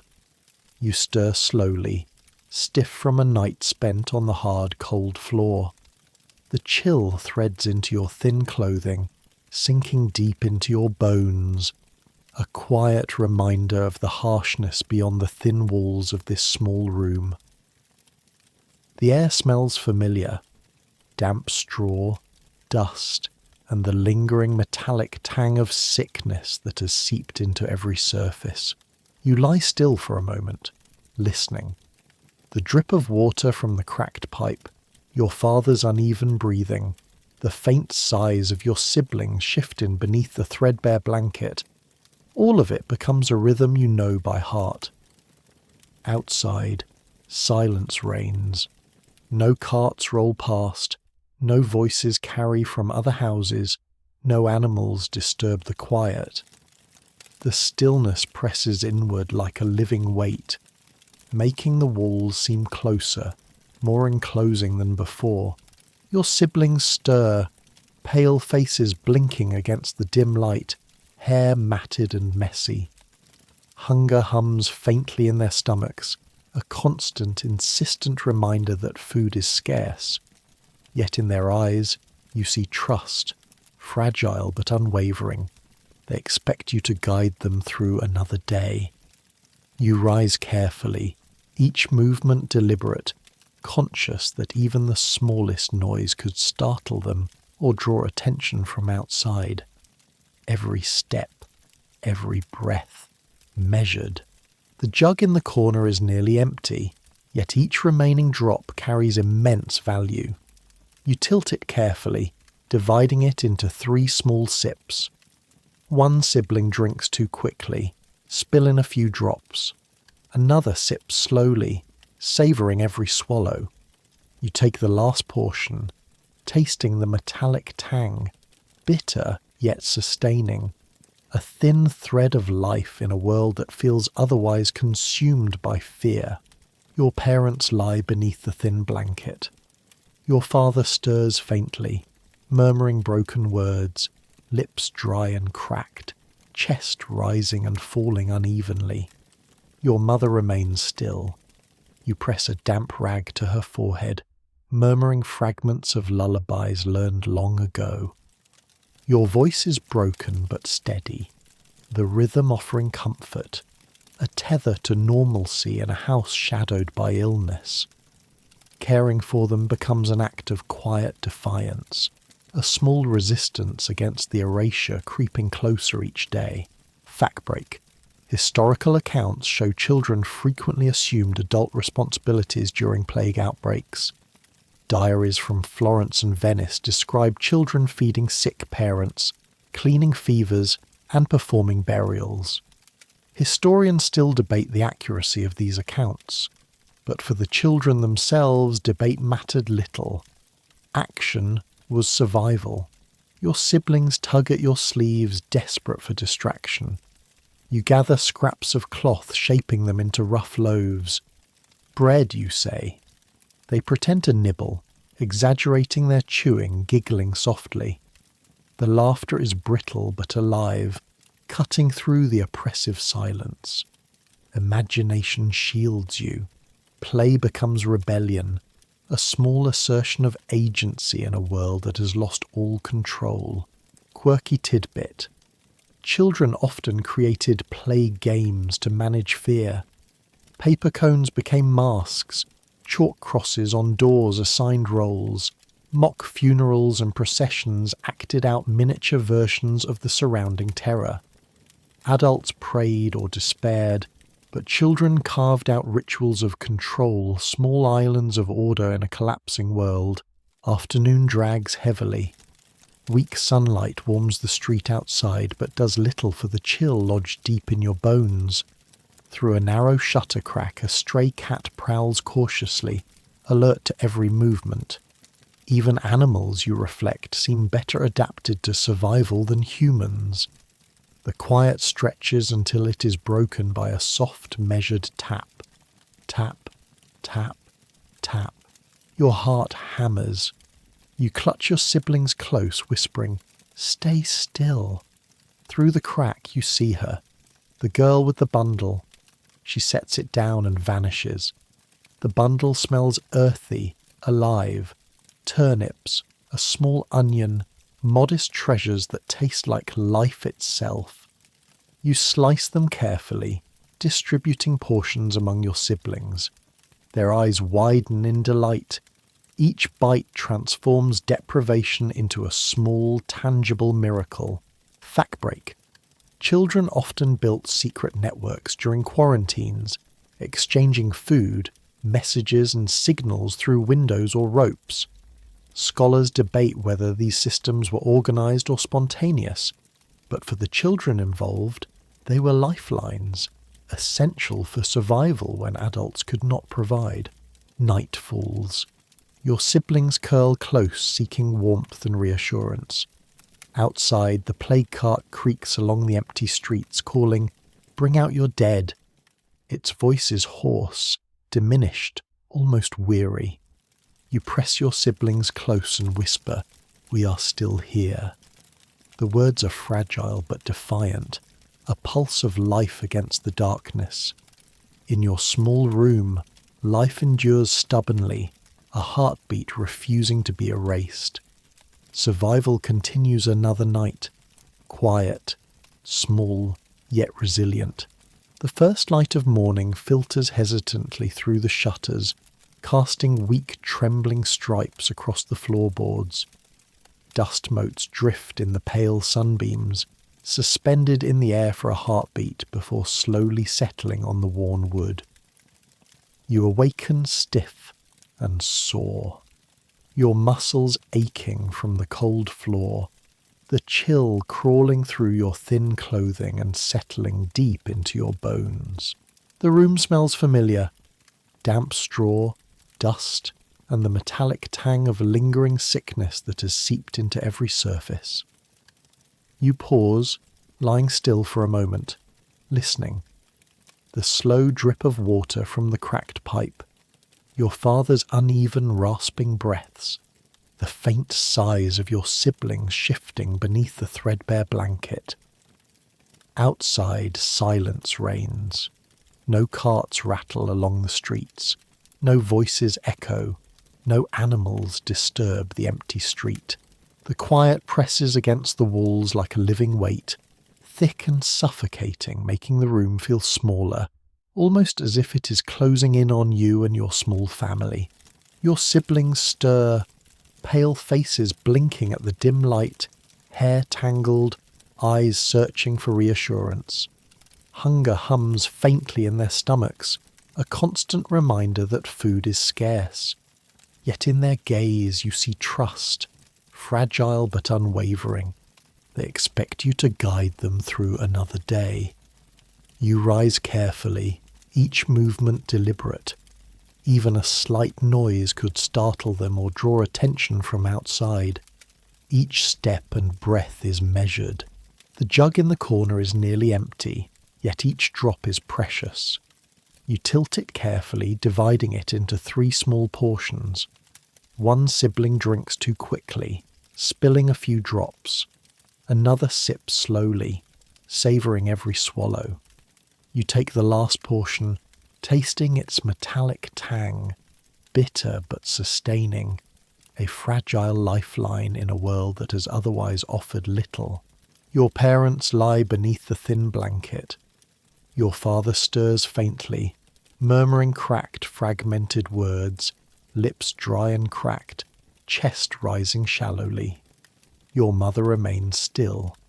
You press a damp rag to her forehead, murmuring fragments of lullabies learned long ago. Your voice cracks but maintains rhythm, offering comfort, a tether to normalcy in a house shadowed by illness. Caring for them becomes an act of quiet defiance, a small resistance against the encroaching erasure of life around you. Fact break. Historical accounts show children frequently assumed adult responsibilities during plague outbreaks. Diaries from Florence and Venice describe children feeding sick parents, washing fevers, and performing burials. Historians still debate the accuracy of these accounts, but for the children themselves, debate mattered little. Action was survival. Your siblings tug at your sleeves, desperate for distraction. You gather scraps of cloth, shaping them into rough loaves. Bread, you announce. They pretend to nibble, exaggerating their chewing, giggling softly. Their laughter is fragile but alive, cutting through the oppressive silence. Imagination shields you. Play becomes rebellion, a small assertion of agency in a collapsing world. Quirky tidbit. Children often invented play games to manage fear. Paper cones became masks, chalk crosses on doors assigned roles, mock funerals and processions acted out miniature versions of the surrounding terror. Adults might pray or despair, but children carved spaces of control, islands of order amidst chaos. Afternoon drags slowly. Weak sunlight warms the street outside but fails to touch the cold embedded deep in your bones. Through a narrow shutter crack, a stray cat prowls cautiously, alert to every sound. Even animals, you reflect, seem better adapted to survival than humans. The quiet stretches until it is broken by a soft, measured tapping at the door. Tap, tap, tap. Your heart hammers. You clutch your siblings close, whispering, "Stay still." Through the crack you see her, the girl with the bundle. She sets it down quickly and vanishes. The bundle smells earthy, alive. Turnips, a small onion, modest treasures that taste like life itself. You slice them carefully, distributing portions among your siblings. Their eyes widen in delight. Each bite transforms deprivation into a small, tangible miracle. Fact break. Children often built secret networks in quarantines, exchanging food, messages and signals through windows or ropes. Scholars debate whether these systems were organized or spontaneous, but for the children, they were lifelines, essential for survival when adults could not provide. Night falls. Your siblings curl close, seeking warmth and reassurance. Outside, the plague cart creaks along the empty streets, calling, "Bring out your dead." Its voice is hoarse, diminished, almost weary. You press your siblings close and whisper, "We are still here." The words are fragile but defiant, a pulse of life against the darkness. In your small room, life endures stubbornly, a heartbeat refusing to be erased. Survival continues another night, quiet, small yet resilient. The night stretches around you like a soft, heavy blanket, thick with silence yet somehow comforting in its constancy. The faint rustle of your siblings' breathing, the gentle rise and fall of your parents' chests, the distant, tired groan of the city beyond your shutters. All these sounds become a lullaby of sorts, a rhythm that carries you through the darkness. You feel the warmth of your siblings curled against you, their small bodies seeking safety, seeking connection, and you press back instinctively, letting the fragile heat flow between you. Outside, the streets are empty, the world hushed as if holding its breath. But inside this small room, life pulses stubbornly, insistently. You trace the curve of the shadows on the wall, letting your mind slow, letting your heart match the gentle cadence of this fragile sanctuary. The fear that stalked the day has softened into a distant hum, a background pulse you can almost ignore. You think of the small miracles that punctuated the hours, the scraps of food, the whispered lullabies, the moments of laughter that seem to defy the gloom.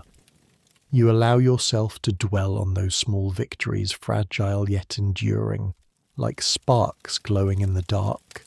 Each moment of care, each act of defiance against hunger and sickness, becomes a stitch in a tapestry of resilience that binds you to your family, to memory, and to hope itself. As your eyes grow heavy, you imagine the warmth of the sun, the soft rustle of leaves, the smell of fresh bread, the sound of life carried gently on the wind.